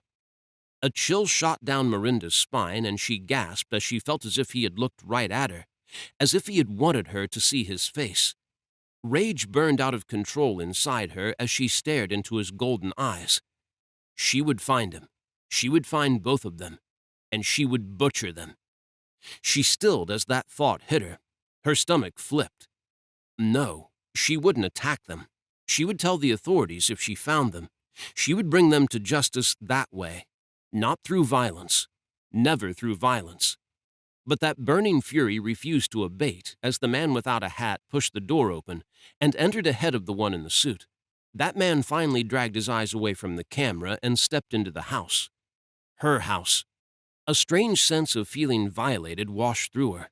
Her home had been her sanctuary, a safe place she had always returned to, one where her best memories had been made and she had been happy. Now all of that was gone. Her home was the scene of her worst memory, and she would never feel safe there again. The man in the suit exited the house, neatening the cuffs of his jacket, walked to the car and got into it. It moved away a moment later. She looked at the graying officer to her right. "What happened to the other man?" She checked both monitors, but he didn't emerge. And then she was on screen, walking down the garden path, pausing, heading inside. Another chill tumbled down her back, and she asked with more desperation, "Did the other man come out?" The officer offered a sympathetic look she suspected was meant to be calming. "He didn't." Miranda swallowed and stared at the screen, watching it all playing out. The ambulance and authorities arriving. Her being taken away. Police entering the house. Not once did the man appear again. "We checked every inch of the house, and that's when we found the CCTV server. We reviewed the footage front and rear, and he never comes out. It's why we wanted you to see it. Is there another exit he might have taken?" She shook her head, her mind going blank as something hit her. The man had been in the house at the same time as she had been there, struggling to save her father. And then another thought struck her. If there was no other exit, and the police had searched the entire house, where had he gone? She looked at the men beside her. "You checked the attic?" The graying man nodded. "We checked everywhere, with several officers in attendance. He couldn't have slipped around us. The house is small." She frowned at him. "So what? He just disappeared?" An image flashed across her mind. A hospital room, a blond man, the car park, his arm around her, blue light, darkness, and then a black-walled room. Fear gripped her, hit her so hard she was physically forced back in her seat as she stared wide-eyed at the screens, fighting to make sense of those images as she breathed hard. Where had they come from? Her head ached and she rubbed her temples as she sagged forwards. "Are you unwell?" The graying officer had moved. His hand was gentle on her back as she fought for air, fought to make sense of that barrage of images. "Just shocked, stressed," she muttered, hoping he didn't probe because she felt as if she was going insane. First her father had told her crazy things, and now she was having visions of a man who felt familiar, but who she didn't know. The man who had taken her hostage at the hospital? Was she remembering him at last? She stared at the desk in front of her, trying to recall him. Another bright blue flash receded to reveal the dark room, and a sensation built inside her, stronger than before. Something was different. Wrong. "Do you have someone you can call?" The man squatted beside her, and she glanced at him. Cass. Her father had told her to call Cass. Was it possible Cass knew everything? She nodded, stood, and fumbled with her jeans pocket, digging out her phone. It had a signal. "You can use the interview room." He guided her out of the room, back along the corridor as she stared at the screen of the phone, working through everything in her head, trying to figure out where to begin. "Thank you," she uttered as she stepped into the room. He nodded and closed the door, and she pressed the call button on Cass's entry in her contacts list. Her heart lodged in her throat as she brought it to her ear, listening to it ring. Where to begin? "Mari?" Cass's gentle voice curled around her, a comforting embrace that had tears falling. Dreadful silence followed, thick with awareness, and then Cass croaked, "Oh, gods, no!" Cass gasped and then sobbed, biting out something in Russian between each one. The sound of her pain, her grief, tore more tears from Mari as she sank to the floor on her knees, clutching the phone to her ear. She wasn't sure how long she sat there, crying with Cass, pouring out her grief as that rage continued to kindle in her veins, refusing to abate. When Cass finally spoke again, she was hoarse. "London. Come to London." Those words sent a shiver through Miranda, had her tears drying up as disbelief washed through her. "Papa said the same thing." She couldn't believe it was coincidence. Had her father known Cassandra was in London? "Whatever he told you to do, you have to do it, Mari. Promise me, you'll do it." Cass sounded so serious, the hair on the nape of Miranda's neck rose. Her only memories of Cass were her laughing, smiling, her pale blue eyes filled with love and light as they had joked and played. But then Miranda hadn't seen her in a decade, since Cass had returned to Russia for a family reason. "What he told me doesn't make any sense." Putting those words out there lifted a weight off Miranda's shoulders that she hadn't even realized was there. "What he said was crazy, Cass." "Nothing Eric has ever done was crazy. He was too damn serious for his own good. You need to go to London. If Eric told you to go to London, you need to be there." Because her father could see the future? Had been able to see the future. Her throat closed and she shoved the darkness away, unwilling to let it consume her. "I can't go. The funeral." "You must go, Marinda," Cass snapped, and Marinda tensed. She couldn't remember the last time Cass had called her by her full name. It shook her, had that fear she had felt several times since finding her father bleeding out returning. Someone was after her. Someone was after her, and both her father and Cassandra had known it. "I'll meet you in London." Cass's tone softened, the hardness leaving it as she continued. "Please, I'll explain everything there. I'll arrange for Eric's funeral. He wanted to be cremated and his ashes placed with your mother's. I can take care of that. We can place the ashes together later." The building urgency in Cass's voice had Marinda growing aware of her surroundings, of the fact that two men were hunting her, and one of them might have been in the house while she had been there, meaning he knew she was in the vicinity. She glanced around her vision blurry and her eyes sore, fear welling up to subdue the rage. She didn't want to miss the funeral, but her father had felt it was dangerous for her here. He wouldn't want her to be there risking her life. He would want her far away, in London, where he had seen her. "Please, Mari, promise me you'll leave there tonight. Return to Paris, get some things, and go to London. Don't delay. I'll be on a flight first thing tomorrow." On a flight? Cass wasn't in London? But she had told her to go there just as her father had. "We can meet in Paris," she started. "No, it has to be London." Cassandra muttered something beneath her breath and then said, "I'll meet you there. I'll send the address of a hotel. A room will be waiting for you. Be careful. Swear to the gods you'll be careful." Swear to the gods? She nodded. "I'll be careful. I love you, Mari. I'll be there before you know it. No one is going to hurt you." The line went dead. Marinda stared at the floor. Her turbulent thoughts fell into line, her whirling emotions falling into place with them, and one feeling stood out, flooded her.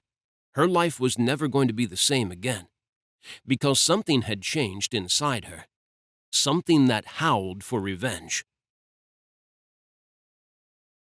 Chapter 5. Calistos patrolled the streets of London on the hunt for more than demons. He needed to blow off steam, and he was in the mood to party. Needed a little freedom from the shackle that was Karis. The damp pavement reflected the colorful lights of the pubs and clubs that lined the road, the chatter of the people spilling out onto the street, filling the cooling air with noise that provided an adequate distraction from his thoughts. Fucking Karis. He amended that. Fucking all of his brothers. They were treating him like a kid again. Every single one of them, whether in person or via text message, had issued the same order. He wasn't to go near the gate, any gate, without backup. It really pissed him off. What angered him more, though, was the fact Karis had been able to see through his bullshit and had called him on it when they had stepped back to Paris after the meeting. Karis had told him again that Calindria would want him to live, and had made things worse by adding that if they were going to win this war and protect their home, they needed everyone at the top of their game. That grated, mostly because he knew Karis was right. He had let everything get to him, and he hated it. He hated that it had dragged him down so far. He hated that he hadn't fought those demons. His brothers treated him as if he was weak, and now the demons probably thought he was weak too. It was time he showed everyone just how strong he was. Now that he had healed from the punishment the bitch goddess Nemesis had dished out to him as payment for speaking the language of the underworld in the mortal realm. It had come as a shock when he had been summoned. He hadn't realized he had spoken his native tongue when in the grip of the pain of his injuries.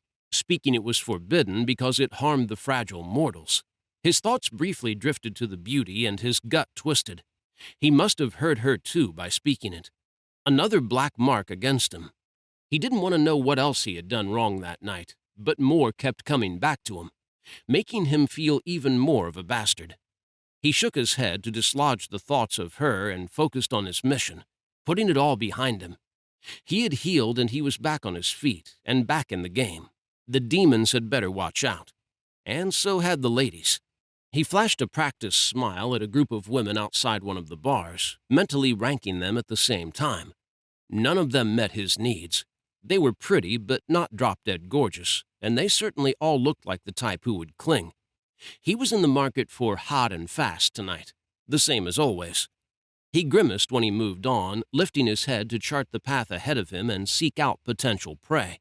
The sky at the other end of the street bled crimson, black smoke boiling into it, and screams replaced the chatter around him as the stench of spilled blood filled his nostrils. Damned otherworld. The Moirai had cursed him and his brothers, giving them the power to see the future of this world if they failed in their mission to protect the gates between it and the underworld. It was an irritating way of keeping them on their toes. Whenever they scored a victory, the otherworld improved. Fewer buildings lay in ruins, fewer screams filled the thick air, fewer demons prowled the streets, picking off the humans. Cal had enjoyed seeing the effect he had on the future once, but since the enemy had finally made their first move a few months back, he had despised it. It rarely improved now. They had sealed a gate, had taken down strong members of their enemy's ranks, and still the otherworld looked like shit. He squeezed his eyes shut and focused on the present. The past and future could go fuck themselves tonight. Tonight was about pleasure, release he badly needed. When he opened his eyes, the otherworld remained. Great. He could feel that things were getting serious. He didn't need to see it, too. Katerina, Merrick's steady hybrid girlfriend, or girl fiend as Valen had taken to calling her, had been trying to question her brother Guillaume, a human-turned-wraith who was the only lead they had. So far, he hadn't been much help. Guillaume's loyalty rested firmly with the wraith who had taught him to embrace his new nature. Eli. Escher, one of Cal's older brothers and the craziest out of them, had been twitchier than usual over the last month or so, and Cal could understand why.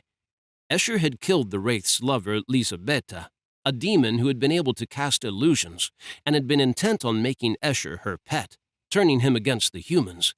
Now Eli had sworn revenge, which made two of them, since Escher wanted revenge on Eli too, hungered to kill him as repayment for the fact he had almost taken Escher's life. Escher was a liability. Their enemy now knew that he and his brothers were the keys to opening the gates. That left them only 3 paths to breaking the gates when they were open, leaving the link between this world and the underworld open so they could bleed together into a new realm they would rule. Attack when someone wanted to pass through the gates and he and his brothers had to open one. Force their hand somehow. Or lure one of them to the gate alone. Cal reckoned that they could easily lure Escher to a gate. Before Cal had grown bored of his big brother's constant nagging, Karis had mentioned summoning a messenger to send to Hades to request that all traffic be diverted to only 3 of the gates, New York, Paris, and Tokyo. It was a good idea, but it also meant that Escher was in more danger of flipping his switch and going off the rails, and doing something stupid. Escher protected Tokyo, and even with Diamond there to back him up, he was a liability. Cal squeezed his eyes shut again, and when he opened them, present-day London surrounded him. Better yet, a woman hanging outside a pub on the other side of the street was giving him a killer come-get-me smile. He crossed the road to her, ignoring the blast of a car horn as he closed the distance between them. She was beautiful, not gorgeous, but that wicked look in her dark eyes told him she would do just nicely. Her red-painted lips curled into a smile as she angled her head up, her smoky eyelids dropping to half-mast as she gave him a leisurely once-over. "Like what you see?" he purred as he stopped beside her and checked her out from her twisted knot of dark hair to her ample breasts pressed together in her white low-cut top, to the slate-gray business skirt that rode a little high up her thighs and long legs made for wrapping around his waist as he pounded into her. "I like what I see." She fingered the buttons of his black shirt and smiled up into his eyes as he leaned closer, planting his elbow above her shoulder on the brick wall at her back. He stared down at her lips, losing himself in the fantasy building in his mind as they moved, her tongue flashing between them as she spoke to him.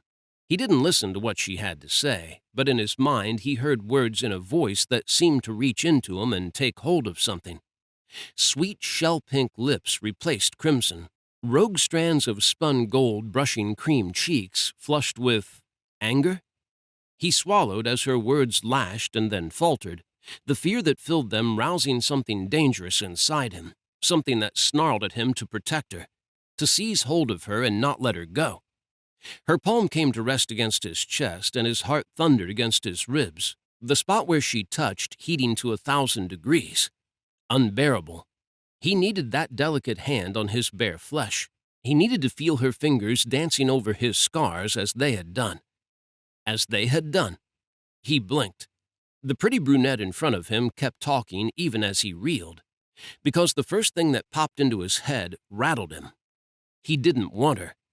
He looked around at all the other fine women, every one of them good enough to satisfy this itch for him and give him a few hours of mindless, uncomplicated pleasure, exactly what he needed.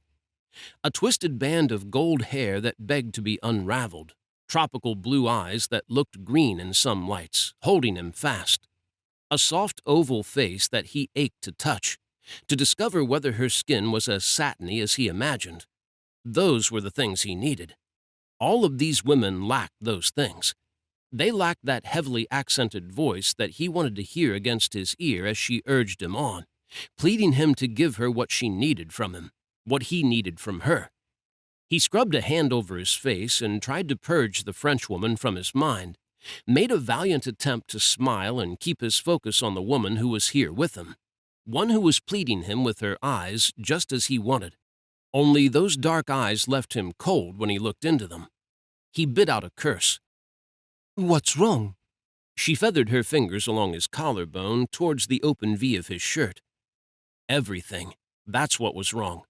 Every damned thing, including himself, if he was looking at such a fine creature and feeling nothing, not even a flicker of arousal.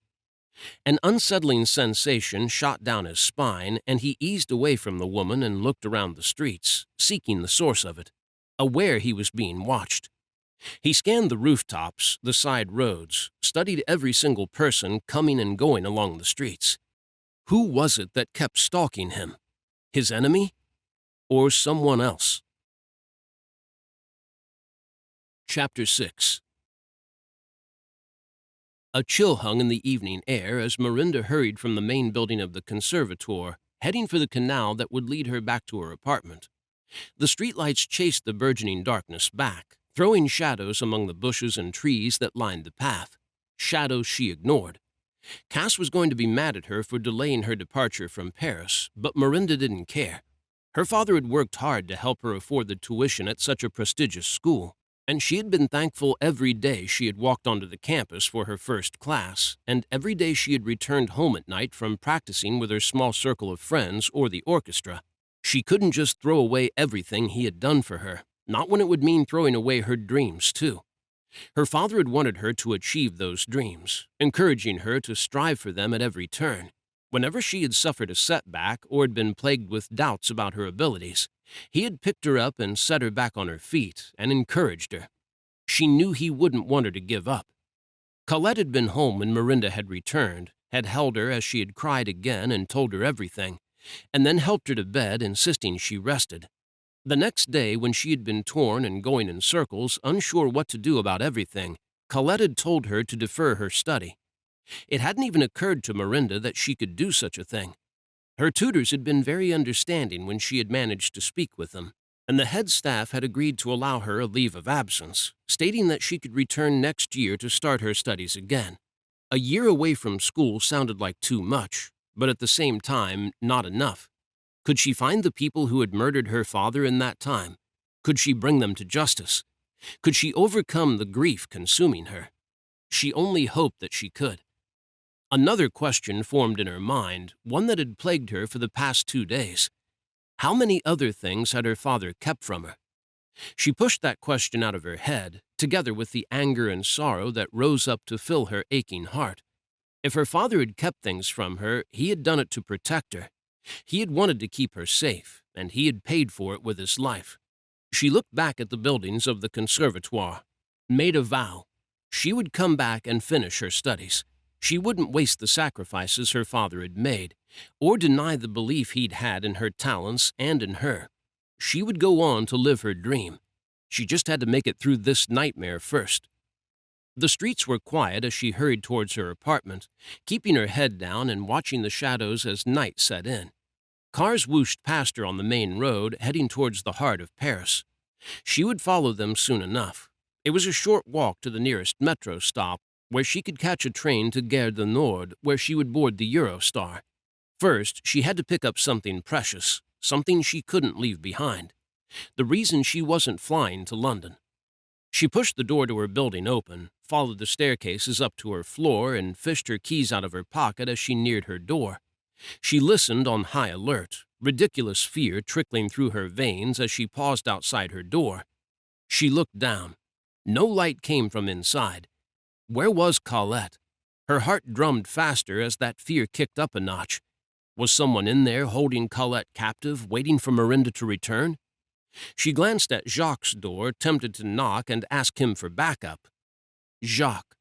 Her pulse settled as she remembered that Colette had said she was going out with Jacques and Adelaide, and some others from her class tonight.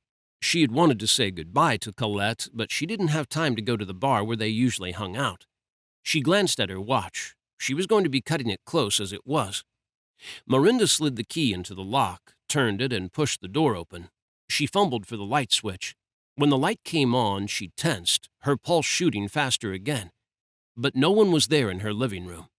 She grabbed the backpack she had prepared, checking it had her passport and her stash of money in it, and then seized the reason she couldn't fly. The weight of her cello felt good in her hand, a comfort she badly needed as her racing heart eased and she turned back towards the door. She closed it, leaving the light on for Colette, and pocketed her keys. The night air had cooled a few degrees when she hit the pavement and the door to the building closed behind her. She huddled down into her dark red wool jacket and tightened her grip on her cello as she strode along the street, heading for the metro station. At the junction with the main road, she caught a flash of blonde hair. Her head whipped towards the man, a sense that she knew him flooding her. When her gaze locked on him, though, that sensation faded. It wasn't the man she had pictured in her head. One with stormy blue eyes that had revealed a stunning depth of pain to her. Miranda touched her throat and went in the opposite direction to the man, cutting across the road to walk on the riverside. A niggling feeling built inside her, had her steps slowing despite the urgency that rode her, telling her to hurry to the station because she needed to be on that train to London tonight. She felt as if she had forgotten something vital. It was nothing, probably just stress. She had freaked herself out on the walk home, thinking about what her father had said to her, how even Cass was convinced she was in danger. It was putting her on edge. The man she kept seeing was just the one who had taken her hostage.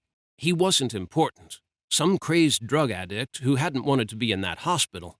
The fact he had fled from the police was proof enough that he wasn't a good man, and had expected them to apprehend him. She reached another intersection where a bridge crossed the river and waited beneath one of the trees. Leaves danced on the cool breeze, fluttering past her as she stared at the light, waiting for it to change so she could cross the road. She leaned forwards and looked along the bridge, at the empty road, tempted to cross against the light. Ice arrowed down her spine. She looked around, her pulse jacking up, sure that someone was watching her.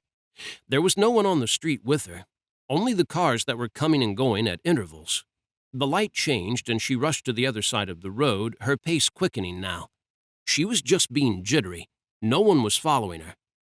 The weight of her cello suddenly felt as if it had doubled, dragging her focus down to it. Her gaze leaped around the buildings to her right that lined the opposite side of the road, and then she twisted to look behind her as a memory popped into her head and seized hold of her. A woman who had tried to steal her cello from her. The streets around her didn't have the best lighting, and the neighborhood wasn't the safest in Paris. More than one student living in the area had had their instrument stolen from them. The more unsavory characters in the city, the drug addicts like that man at the hospital, were often drawn to the neighborhood by the prospect of getting their hands on an instrument that they could pawn for a good amount of cash, enough to keep them in drugs for a while. Miranda lifted her cello and clutched it to her as she began to jog. No one was taking it from her. It was all she had left of her father. His words rang in her mind. They would be after her now. She was just being paranoid, letting fear get the better of her. A man dressed all in black dropped out of the air in front of her. Another two landed behind him. Panic blasted through her. Fear chilled her to the bone, turned to fire as they launched at her. As footsteps rang out behind her, too. As they closed in on her, her mind screamed at her to run, but her feet refused to cooperate as the flames burned through her, rising to consume all of her. She stared the man down as he barreled towards her, a cold sort of emptiness flooding every inch of her. She had to run. The cold inside her hissed 4 words back at her. She had to fight. Everything went dark. There was pain, something hurt, something was crushing her ribs. Screams echoed in her mind. No, bellows. Bellows that had sounded like they had come from a tormented animal, a creature being tortured and toyed with, aware that it was going to die no matter how bravely it fought. A coppery stench filled the air, her lungs. Satisfying, but not enough. She shirked that feeling, shaken by it as she tried to sit up. The weight pressed heavily upon her. Was she trapped beneath something? She tried to open her eyes, but something fused her lashes together. She lifted her left hand and rubbed at them, at the dried crust that held them closed. When she tried to lift her right arm, too, it knocked against something. Something soft, warm, fleshy. Miranda forced her eyes open and shrieked when she saw the heavily built man draped across her chest, his sightless gaze staring straight through her. Blood covered his face, dripping from long gashes across it and the corner of his mouth. Panic set in again, and she shoved at him, kept pushing and pushing, until she could wriggle out from underneath him. She scooted backwards, heart pounding, blood rushing in her ears as she struggled for air. Was he dead? She moved onto her knees, unsure what to do. Check his vitals? He continued to stare through her, and bile rose in her throat as she noticed something. His head was the wrong way around. Her hand flew to her mouth, and the scent of blood had her stomach rebelling. She looked at her hand, at the dark liquid that coated it. His blood. She twisted away and vomited. Froze. There was an arm beside her. No body, just an arm. She swallowed, didn't want to look, but knew she had to. She closed her eyes, drew down a shuddering breath, and forced herself to look at the street around her.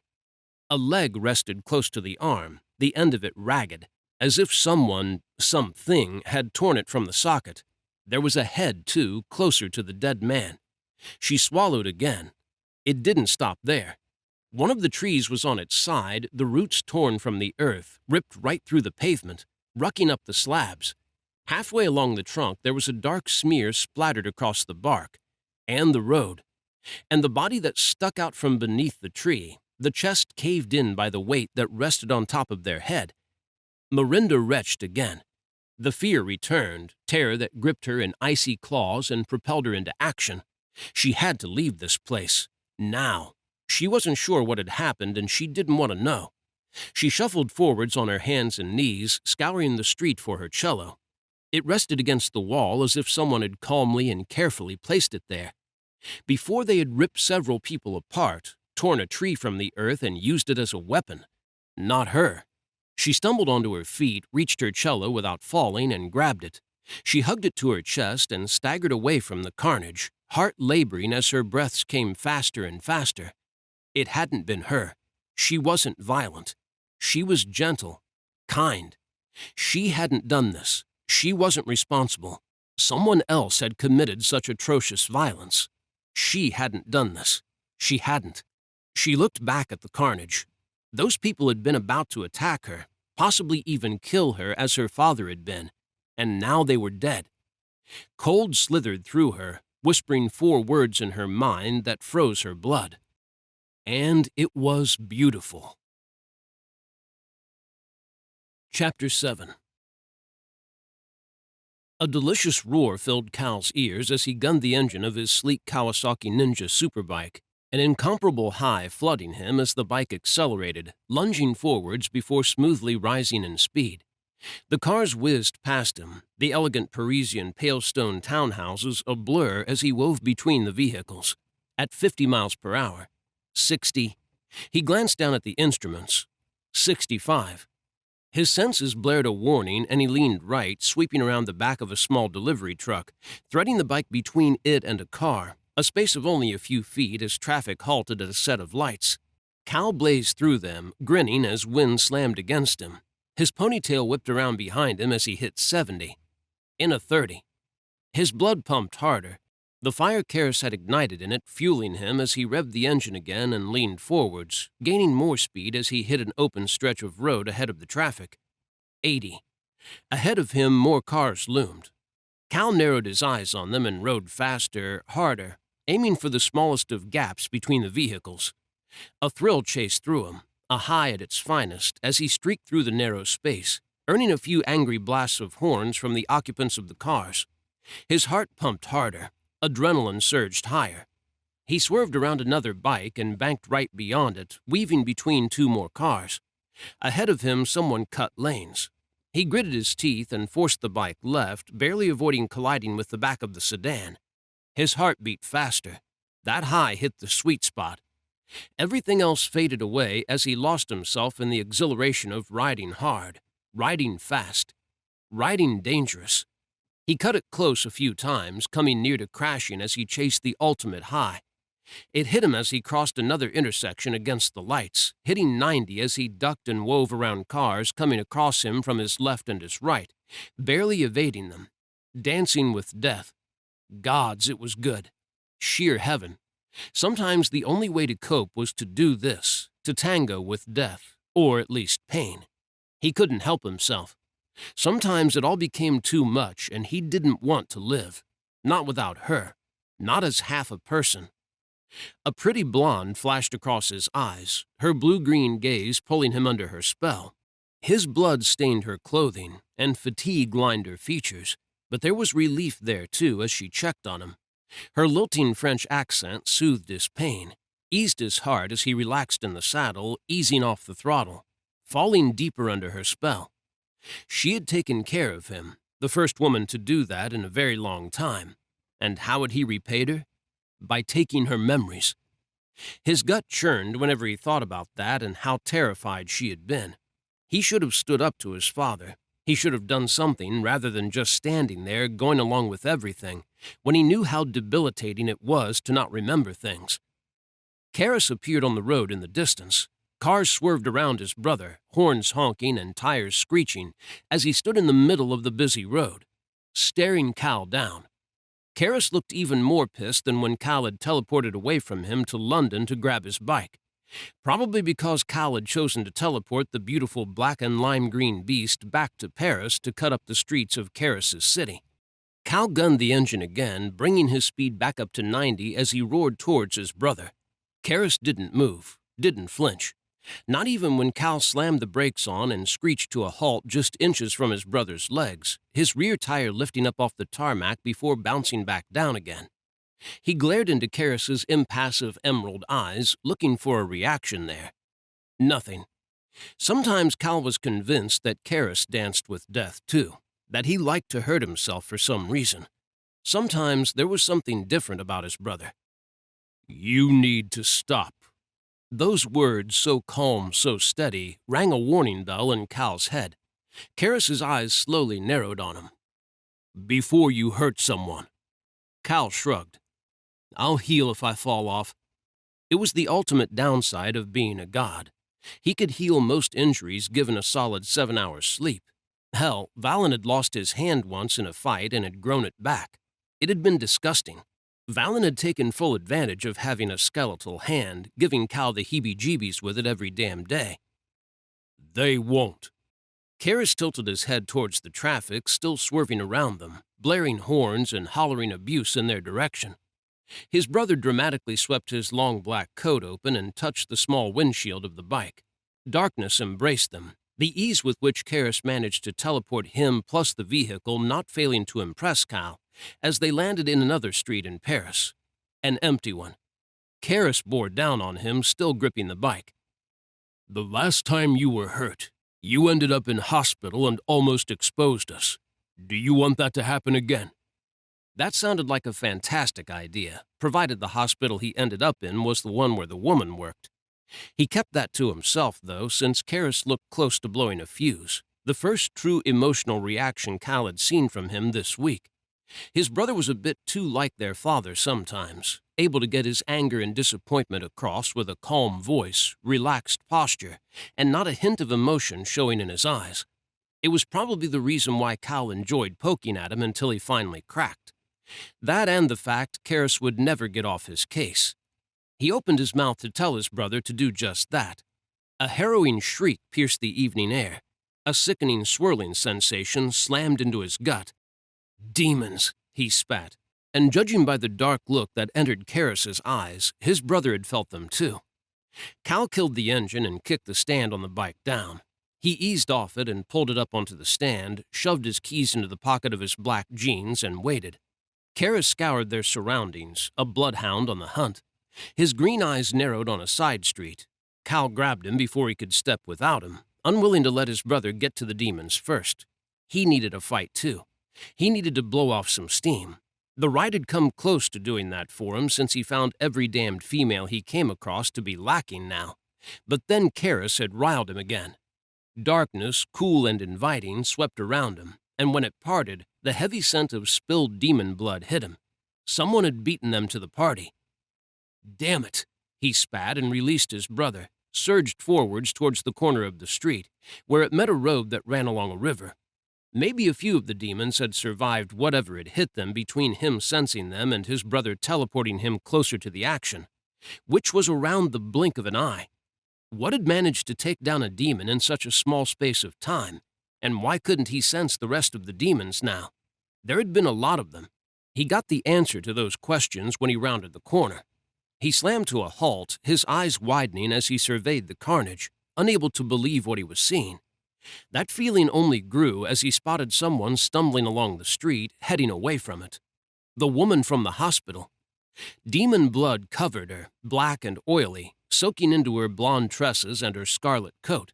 She muttered things under her breath as she clutched a large instrument case to her chest, her blue eyes locked ahead of her. Distant, very much dazed. Had someone killed these demons in front of her? He stared at her as a thought hit him. Had she killed them? She took one look at him, her eyes went round, and she backpedaled, shaking her head. Her legs gave out and she hit the deck, flinched, and held the case tighter as she started rocking. Her shoulders shook violently beneath her red coat. Bodies everywhere, she muttered and clutched the black case so hard her fingers turned white. And blood, so much blood. What did this? Karis looked from her to Cal. Cal shrugged and offered, You in a bad mood? Karis glared at him. Cal didn't apologize for the low blow. Karis had served it up to him so nicely he would have been a prick not to take it. Just saying, demons have a tendency to explode when you're around. It fits your M.O. Karis eyed the carnage but didn't deny that it did resemble something he was capable of when the mood struck him. Only Karis had been with him when he had sensed the demons, and the only survivor was the woman now babbling about blood and bodies and nothing about who did this. We should wipe her memories. Karis took a step forwards. Cal was before him in a flash, his palm slamming against the center of his brother's chest. No. No? She is a witness. Karis looked beyond him, and he didn't like the darkness surfacing in his brother's eyes. She must be silenced. Just leave her alone. She's traumatized. You can't see that? Cal weathered the black look Karis leveled on him. Apparently, his brother couldn't see something else, too, or he had discounted it as impossible. He could understand why. It was way easier to just assume that the demons had killed each other and she had been caught in the crossfire. Cal glanced over his shoulder at her. I think she might have done this. Impossible. Karis stepped around him, heading for the woman. Cal moved in front of him again. Not impossible. Listen to her. His brother stilled. Blood. Pieces of bodies. Someone else did this. Someone else. Not me. Please, not me. She removed one hand from her instrument case and shoved her fingers through her messy blonde hair as she sank forwards, coming to rest with her cheek on the case. I don't remember. That struck a chord in Cal, one that resonated inside him and had him moving towards her. She might be dangerous. Karis seized his shoulder. Cal shirked his grip and strode towards her. She might be dangerous, but she was hurting and afraid, and he had to do something about that. Her head lifted as he stopped before her, bleak eyes meeting his, revealing how much she hated that she couldn't remember. He hated it when he forgot things, too. He eased into a crouch in front of her. You okay? She shook her head and tears filled her eyes. I remember them falling from the sky, coming at me, And then nothing. And then this. He looked beyond her. The level of damage was impressive, especially given the short amount of time it had taken place in. A tree had been ripped from the ground and used somewhat imaginatively to decapitate a demon. A car had been torn apart. Limbs and pieces of demon were scattered everywhere. A lot of pieces. He could only guess at how many demons had been involved, and it hit double digits. He whistled low when he noticed that even the road was cracked. An impact crater in it now host to a pool of demon blood, and possibly some bones and bits of flesh. Cal glanced back at his brother as he came to stand over him. I amend my earlier observation. It looks like you really got your knickers in a twist. He grinned. Kara scowled at him. Sighed. She remembers nothing? Karras jerked his chin towards the woman, a shrewd and calculating edge to his expression as he studied her. Cal looked back at her, that feeling that she had done this growing stronger, together with another one. You think this might be a trap? It wouldn't be the first one the enemy had set for them, and if it had been any other woman involved, he wouldn't have found it half as suspicious. But it was her. Barely a few days ago, he had taken her to the underworld, and now she was surrounded by dead demons. Was she a trap? It wasn't me, she murmured, rocking harder, her eyes fixed on his as her brow furrowed. She didn't believe that. She wanted to, was trying to convince herself that she was innocent, but she didn't believe it. On some level, she knew she had done this. Is she human? Cal looked to his brother. As far as I can tell. Karras eased down into a crouch beside him and looked her over. When he lifted his hand, Cal snapped his fingers around his wrist and stopped him from touching her. Karras arched an eyebrow at his hand. I need to look at her memories. Cal tightened his grip. She's traumatized, blanked whatever happened to her for a reason. You go prodding around in there and she might remember, and it might cause some serious damage. Karras looked as if he needed a better reason not to poke around in her head against her will, inflicting pain upon her. Cal huffed, scrubbed a hand over his face, and released his brother. I know her. A conquest? He wished she was. He couldn't get her out of his head. And maybe if he scratched his itch for her, that would happen and he could go back to the life he preferred, one where his dealings with women were fast and forgettable. He shook his head, cleared his throat, and tried to think about how to word things. Deciding there was no good way to say it, he blurted, She's the one I took with me back home. Karras's right eyebrow arched at that. She is the female you took with you from the hospital? Cal nodded and tunneled his fingers through his hair, clawing back the strands that had blown free during his ride. You think she's a trap? Karras, do you think I dragged her into this mess? The thought that he might have pulled her into the sights of his enemy just as Merrick had pulled Katerina into them sat in his stomach like acid-coated lead, weighing him down. She continued to mutter about the havoc she had caused, and each time she mentioned that she couldn't remember anything, that weight grew a little heavier. I am not sure. Karras looked her over again, and Cal stopped him when he went to touch her. His brother glanced at him, right into his eyes, his green ones warm with what might have been concern. Sometimes with Karras, it was hard to tell what he was really feeling. He was a master of showing people what they wanted to see, and concealing the way he really felt. I will not probe. Cal didn't believe that, but his brother was right about a few things. They had to work together against this enemy, not fight at every turn. They were stronger that way. He needed to trust Karras. That became difficult when Karras slid his hand along the woman's jaw and her gaze left Cal, drifting to settle on his brother. Her eyes softened and she leaned towards him, looking for all the world as if his brother was casting some sort of spell on her. Bastard probably was. Karras had inherited their father's good looks, tended to draw the focus of women without even trying, and could probably have whoever he wanted.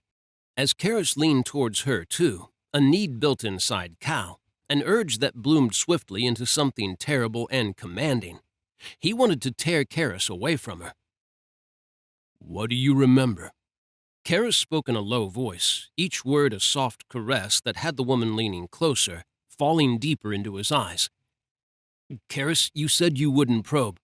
Cal gripped his shoulder and pulled him back, and Karras glared at him. I am not probing, just asking a question. Karras rolled his shoulder, attempting to dislodge Cal's hand, but he stood firm, refusing to release his brother. Calistos. Karras could use his big brother voice on him all he wanted. He wasn't going to let him near her. I'll do the questioning, Cal bit out, the razor sharpness of each word surprising him, and Karras too, judging by how his brother stared at him. Very well.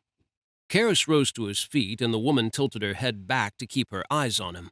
Her lips parted, cheeks flushed pink. Cal barely bit back the growl that wanted to roll up his throat, one designed to make her stop gulping at his better-looking brother, and drag her focus back to him, and to tell Karras just what he thought about him addling her mind with his good looks. Karras looked down at him in a way that screamed Cal didn't need to growl at him for him to get the message. Cal made sure he drove his point home, unable to stop himself from saying something as he shoved to his feet. I'll deal with her. I don't need your help. Karras arched an eyebrow again, studied him in silence for a long, tense minute, and then sighed. Very well, then. You can remain at the townhouse here with her to watch her while I speak with our brothers about this development. No way. I'll take her to London, Cal snapped. His brother glanced at the woman, dragging Cal's focus there, making him realize she was still staring at his brother. He did growl now. She tensed, eyes widening as they leaped to him. You will take her to the townhouse. She is in no condition to be moved to a strange city, and the wards on the townhouse are strong. I will watch over London. Karras's tone left no room for argument. Cal went ahead and did it anyway. So now I'm babysitting a mortal and Paris? That was a lot of responsibility suddenly dropped on his shoulders. Paris was the second strongest gate. He had never had to deal with it before, and he didn't want to deal with it now. The city drew powerful demons to it, partly because of the gate and partly because they knew Karras ruled it. The thought of being the one to take down Hades' firstborn son was a huge temptation to demons. And now they were going to find him here instead. He wanted to say he wasn't equipped to handle all this shit, but the woman moved, attempting to get onto her feet. He offered a hand to her on instinct, and surprise claimed him when she slid hers into it, allowing him to pull her onto her feet. He twisted his hand and clutched her forearm close to her elbow to steady her as she wobbled, and forgot everything he was about to say as he fell into her eyes. They were more beautiful than he recalled. He couldn't believe it was her. The fates had to be playing with him. He cursed their names and fought the urge to brush his fingers across her cheek and ask her what else was wrong. There was so much pain in her eyes. Find out what you can about her and what happened here. The quicker she talks, the quicker you can return to London. Karras looked from him to the dead demons. I will speak with the others about this, and we will clean up this mess. Ares and the others will help if you need it. Call on them if the gate summons you. But not him. Why? Karras was often distant, but not this distant. Was it the sudden rise in the threat to the gates weighing on him, or something else that plagued him? With the mortal beside him, Cal felt a little brave. Karras wouldn't dare attack him in front of her. At least, he didn't think his brother would.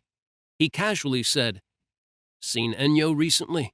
She'd love this crazy shit we're in. Darkness obliterated the green in Karras's irises, and then he was gone. Black smoke swirled where his brother had been, wafting in the breeze caused by the haste of his teleport. He had touched a nerve. Merrick and Ares were right about their big brother. Something was up, and like the others, he had the feeling it was all about a certain goddess of war. Thunder pealed overhead and rain hit him in a torrent, making it hard to see a few feet in front of his face. It had been clear a moment ago. Something was definitely up. The woman beside him shivered as the rain pelted her, washing away some of the blood as it soaked her to the bone. And him. Come on. He guided her towards the main road where his bike was waiting and hailed a cab instead. Karras was right. She was in no condition to teleport, and she was definitely in no condition to ride on the back of his bike with a damned whatever was in that case she clutched like it was her baby. He opened the door of the taxi for her, and she turned to face him. He held his hands out to her, expecting her to place the case into them so she could get into the cab. Her tropical eyes suddenly brightened. Her lips parted, and the three words that fell from them struck him hard. I know you.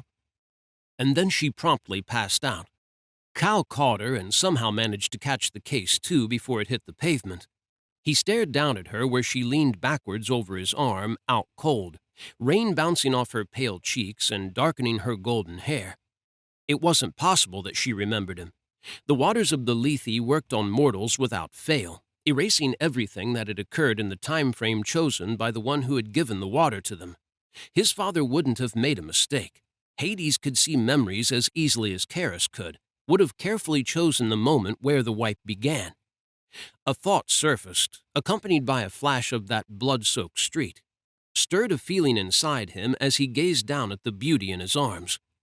Maybe he should have let Charis take a peek at her memories, because they had both been wrong about her. Whatever she wasn't mortal.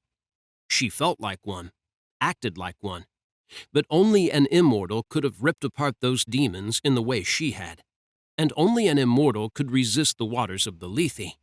And the only immortals capable of that came from one realm, the underworld. Chapter 8. "You're heavier than you look," a male voice muttered close to her ear, sliding like silk over her senses to rouse a hazy heat in her veins, fire that licked over her skin in the blissful moment between sleep and waking. Weight pressed down on her chest, dragging her violently back into the world. Panic lanced her as a faint memory flashed across her mind, gained clarity, and hit her like a wrecking ball. A dead body draped over her, pinning her beneath its weight. It was on her again. She blindly shoved, dislodging the weight, and someone, the man, pressed it back down on her. "Careful. I think you'd be pissed if you broke that. Clutch the damn thing like a baby." He spoke in English, his accent strange, somewhere between London and something else. A word popped into her head out of nowhere. Greek. A sudden flash of black-walled bedroom filled her mind, and then it was gone, leaving her rattled. "What's in that thing anyway?" He continued, curiosity tinging his voice now, a voice that was warm and familiar. Did she know him? There were a few English people in her class. Was he one of them? She immediately discounted that. Someone from her school would have known what was in the case. Not a violin, that's for sure. That's the other one. Fuck, what's it called? He huffed. What's it matter? Not like Sleeping Beauty's listening to me. I can appear as ignorant as Merrick and Charis paint me to be without tarnishing my rep. Sleeping Beauty? Merrick? Charis? Charis. She vaguely remembered that name. Another one had followed it, spoken in a regal voice that had held a note of anger and irritation. Calistos. She frowned as she tried to recall what had happened. How had she met this man? Where was he taking her? Why was he carrying her? She felt that should have panicked her, but her body felt heavy, as if someone had drained every last drop of energy from her. Thick fog shrouded her mind, memories peeking through now and again. One of them tore a cry from her throat. Her father, covered in that dreadful white sheet. Gone. Whoa there. The man paused and cradled her closer. "I'm not going to hurt you. Quit struggling." Struggling? She stilled as she realized she had been fighting him and had come dangerously close to dislodging the case on her lap. She clutched it to her. "Cello." She wasn't sure why she felt the need to tell him that. She just needed a moment, 5 seconds of normal again, and her cello was now the only thing in her life that still made sense to her, that was still the same. What now? That's some fancy way of saying hello? Oh, cello. It's a fucking cello. Thanks. Would have bugged me for days. He started moving again and added under his breath, "Fucked if I would have asked Merrick. Old Git would have known the answer, but then I wouldn't hear the end of it." He put on a brusque voice. "Cal is so dumb, he does not even know the instruments of an orchestra or Botticelli's sonata." Miranda bit her tongue, but the words escaped her anyway. Botticelli was a painter. "Fuck me," he muttered, and her feet suddenly dropped, hitting the floor. She fumbled with her cello, fear rushing through her, sending a wave of prickles dancing over her skin as she felt she might drop it after all. Only it didn't fall. She finally cracked her eyes open as his hand held her arm, keeping her upright. His other hand clutched the neck of the cello case. He had strong hands, large. Sorry. She hugged the cello to her chest, tugging it out of his grip. If you could just... I can go. You're not going anywhere. She tensed. He bit out a ripe curse. I didn't mean it to sound like that. I mean, you're safe here. You've had a hell of a night, and my big bro was pretty clear that I have to take care of you while he lets my brothers know what went down. He stepped in front of her and leaned over so their eyes were level. Eyes like a storm. They looked gray one moment and blue the next. That feeling stirred again. Do I know you? She whispered, frowning at him, trying to place him. Whenever she felt she might remember him, the memory slipped through her fingers like water. Maybe. He tilted his head and frowned right back at her before sighing. You shouldn't, that's for sure. What does that mean? She risked a glance around her, charting her surroundings. Knowing the nearest escape route seemed like a good thing. He shrugged wide shoulders, rolling them beneath a wet, dark green t-shirt. Forget I said it. He cracked a smile as if he had made a funny joke. She couldn't find anything funny about her current situation. Apparently, she was in a rather glamorous living room that was bigger than her entire apartment and then some, with a strange but familiar man who had to keep her with him for some reason, because his big brother had ordered it. A frown flickered on her brow as she remembered another man. Neat black hair, expensive dark suit, incredible green eyes, the bone structure of a supermodel, or a god. Her father's words pinged into her head. The fairy tales he had told her about gods were real, and that meant he had foreseen her meeting one. Impossible. She barked out a laugh, and the man looked at her as if she had gone insane. Maybe she had. Nothing made any sense anymore. Except maybe one thing. She looked at the man towering over her, right into his stormy eyes as he brushed the tangled strands of his blonde hair back from his face, slicking it into his ponytail. I know you. She narrowed her eyes on him, seeking something in his. A denial? An admission that he knew her too? She peered deeper. He averted his gaze and ran a hand around the back of his neck. That feeling grew stronger inside her. Surer. This time she sounded more confident. I know you. And then it hit her, sent her scooting backwards to place as much distance as possible between them. You're that drug addict that grabbed me in the hospital and used me as a human shield. He grimaced and followed it with a scowl in her direction. Drug addict? What gave you the idea I'm on drugs? You jacked up off that gurney like you were high on something. Not that she knew what people looked like when they were high, only what she had seen in movies and television shows, and he hadn't been anything like that. You were crazy strong for the amount of blood you had lost, and then you took me hostage. She looked around herself at the plush furnishings, the elegant antique cabinets that lined the walls, and the expensive-looking cream couches that faced a solid marble fireplace. Did you bring me here to rob this place? I don't have much money, but I'll give you what I have if you forget about stealing from this place and let me go. She tugged her cello tighter against her. But I won't give you this. Her voice cracked and tears burned the backs of her eyes, had her throat closing as she thought about her father, and everything crashed down on her again. Her nightmare just kept getting worse and worse. Please, just let me go. She gathered her courage and looked at him. Rather than looking angry or close to hurting her, he looked affronted. He shoved his hands into the pockets of his jeans and she tensed. Was he going for a weapon? He noticed how she stiffened and his look soured further. For starters, I'm not a drug addict. I was in a lot of pain and someone gave me something they shouldn't have given me. It wasn't my fault. I was messed up. He eased his hands out of his pockets and held them up beside his head, revealing a phone in his right one. I just wanted to call for backup. I didn't sign up for several rounds of crazy cellist. She shook her head. I don't believe you for a second. Backup? You're probably calling more of your junkie friends. He huffed again. I am not a junkie. She flinched with each word as he hurled them at her. His eyes grew tempestuous, deep gray seeming to swirl among the tranquil blue, like a lightning storm brewing. And was she imagining it, or was there a breeze in the room? She looked down at her dark jeans. They shifted as if wind was buffeting them. She glanced over her shoulder at the tall windows in the cream wall. The drapes swayed, but the sashes were all closed. The man muttered something, and when she looked back at him, he was looking at his phone, his thumb hovering over the screen. His jaw flexed and tensed, his expression darkening, and then he reared back and cursed again. "I'll try this one more time before I call in the big guns."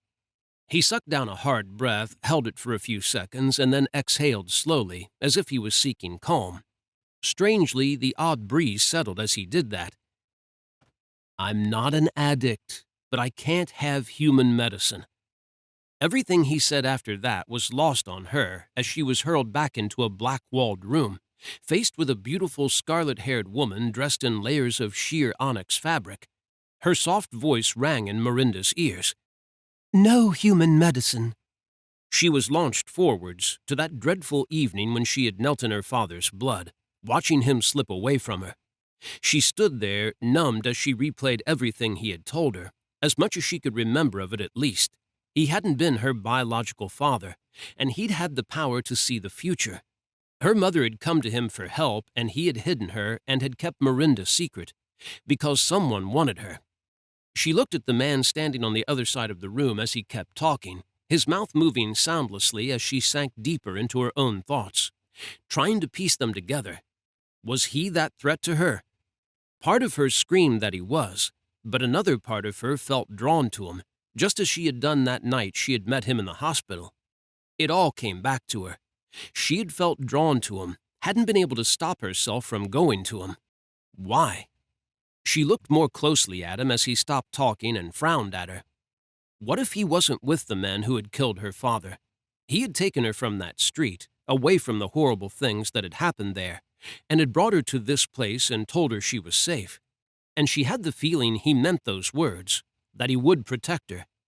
Was this the man her father had told her about? The God he had foreseen her meeting? She had one way of testing that theory. She locked gazes with him so she didn't miss even the slightest reaction. His eyes narrowed. "You all right?" "You're a god," she blurted, and waited for him to announce that she was indeed crazy. Shit. He rubbed a hand down his face. "You remember what happened after I took you? It shouldn't be possible. The waters—" "What do you know about the underworld?"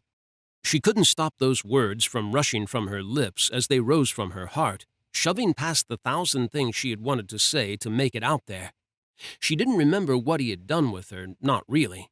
Snippets came to her now and again, and she could remember everything that had happened at the hospital, but her memory of what had come after still wasn't clear.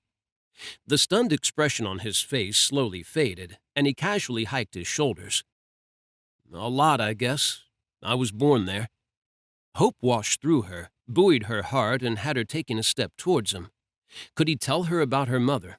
She would settle for just a few clues about her, the smallest scraps of information. She just wanted to know her. Her father had died before he had been able to tell her what she was, and now she felt as if the only one who could do that was this man. She needed to know what she was, and why people were after her. "My father." She hesitated, suddenly aware of how he was watching her, studying her. Could she trust him? If he was the one her father had spoken about, then she was meant to trust him. It was what her father had seen. But what if he wasn't the one he had witnessed in her future? "Your dad?" he prompted, the storm in his eyes giving way to curiosity. "He told me that This is going to sound a little bit crazy." Mostly because she didn't believe it herself, and she wasn't 100% certain the man standing opposite her was in fact a god, and not just an addict with delusions of grandeur. "He said my mother was from the underworld." She waited for him to laugh. He scratched his chin, his eyebrows rising high on his forehead, and pursed his lips before he shrugged again. "Makes sense. Would explain why you remember me." He had said several times now that she shouldn't remember him. "Wait, why am I not meant to be able to remember you?" She eased her cello down to rest at her feet and frowned at him. "You, were given the waters of the Lethe after I might have, sort of, kidnapped you and took you to the underworld." He grinned as if that would make it better, And then his expression shifted towards serious and his smile faded. I'm sorry. I shouldn't have let my father do that to you. It sucks when you can't remember things. I know that. I should have tried harder. Done something. The water made me forget? She wondered for a moment whether she could get another shot so she could forget the last 2 days. But guilt churned her stomach and she silently cursed herself for even thinking about that. Her father had been murdered, and it was probably normal to want that terrible memory gone. But she couldn't forget. She had to do something to make his killers pay for their crime. The man nodded. But not forget. The amount of water father gave you wasn't enough. Whoever your mother was, she was pretty powerful. Miranda stared right through him as something else her father had said came back to her. Powerful. Papa said that too. I'm more powerful than him. What does that even mean? She looked to him for an answer. All he offered was another too casual shrug. Don't know, but it might present a bit of a tricky problem. See, we just found out that our enemy has people from home in its ranks, and that might sort of stick a suspect label on you. Miranda palmed the top of her cello case, hoping the feel of it would calm her as she stared at the man, the god of the underworld, before her. Calm didn't come, but she did get a terrible urge to use it as a weapon against him and flee. I'll fight it, of course, providing you give me some intel that proves otherwise. It's hard to believe you might have been a plant in that hospital. But my brothers won't rule anything out, not without evidence. His words weren't exactly comforting. It sounded a lot like his brothers would want to lock her up, or worse. She froze, tensing up as blood-splattered images flashed across her mind, a horrifying vision of a woman attacking her. One moment she had been unleashing a battle cry, flying through the air with a blade in her hand. The next, something had torn her limb from limb, sending blood spraying everywhere. Blood that looked black. Miranda looked down at her arms, at the black-streaked sleeves of her red coat. Arms that matched those of the one who had ripped someone apart as if they were made of tissue paper. She shook her head, slowly gathering speed as her heart accelerated, her blood thundering in her veins as the air around her seemed to thin. She couldn't get enough of it, kept gasping for more. Her throat closed and the cold invaded, spreading through her body to leave her chilled and shaking. Hey, hey. His voice swirled around her, wobbling in her ears as she fought for air and kept staring at the black streaks on her coat, kept seeing that woman being torn apart. Strong hands claimed her upper arms, his touch surprisingly gentle. His thumbs stroked her, fast at first and then slower, and her breathing slowed with them. Hey, just breathe. It'll help. Deep breaths, slow breaths. With me. She managed to nod, somehow found the strength to tear her gaze from her arms and lift it to meet his. His eyes were blue, warm blue, calm blue. She focused on them as she followed him, taking unhurried deep breaths before exhaling them just as slowly. The panic subsided as she fell into rhythm with him. Good, that's good. He smiled for her, not a grin or the sort of smile that accompanied a joke. It was soft, serious, alluring. Just keep breathing. You remembered something, right? She nodded. That's good. Now let it go. Whatever you remembered, just let it go right now. He lifted one hand to her forehead and smoothed it over her brow. Whatever is going on up here, it needs a little more time. You just want to keep ticking over until your mind feels ready, until you're stronger. Believe me, I know. Blacking out is my talent. His smile stretched a little wider, lured her a little closer. You forget things too? She swayed towards him and then away again when she realized what she was doing and panic shot through her. She couldn't trust him. He had made out that he couldn't trust her, not until he knew more about her and was sure of her. That went both ways. Until she knew more about him and about his brothers, and had some answers, she wasn't trusting anyone. All the time. I find it best not to think about it. The sorrowful edge his eyes gained told her that he wanted to think about whatever he kept forgetting, that it hurt him when he couldn't remember things. He looked at his hand where it had fallen to rest against her cheek, and cleared his throat as he edged backwards away from her, and dropped his hand from her face. You You seem fine now." He looked around the room and then back at her. "You want some food? Karis probably has something fancy in the fridge." He moved away from her, heading for a door off to her left, between two dark oak bookcases. Miranda took in her surroundings again. You live here? He scoffed as he paused near the door to look back at her. Hell no. Well, sometimes. And she had the feeling he didn't particularly enjoy the times he did live here. It's my brother's place. He glanced around the lavish room and shrugged stiffly, as if trying to let something that was bothering him roll off his back and failing dismally. It's not that fancy. Was he jealous of this home his brother had, or upset about it? She wasn't sure, but the guarded edge his expression gained warned her he didn't want to talk about it.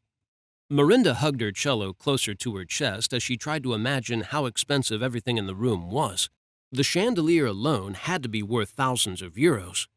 Her father had worked tirelessly to be able to afford the cello she clutched and had tried to give her everything, working his fingers to the bone. She bet the one who owned this place, and even the man waiting for her in the doorway, wanted for nothing. Whatever they wanted, they could just buy it. Because they were gods? So, food?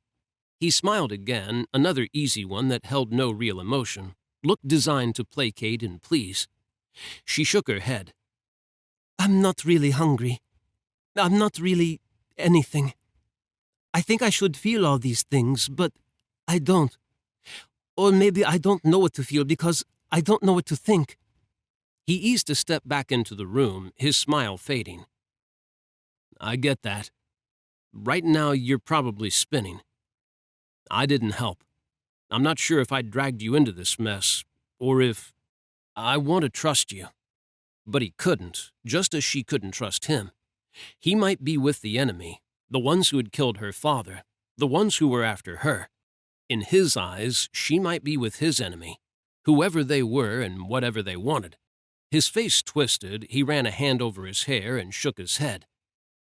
I sound so damned grave and serious. She preferred him that way. To her, everything right now felt grave, solemn, dark. She had never been one to take things lightly.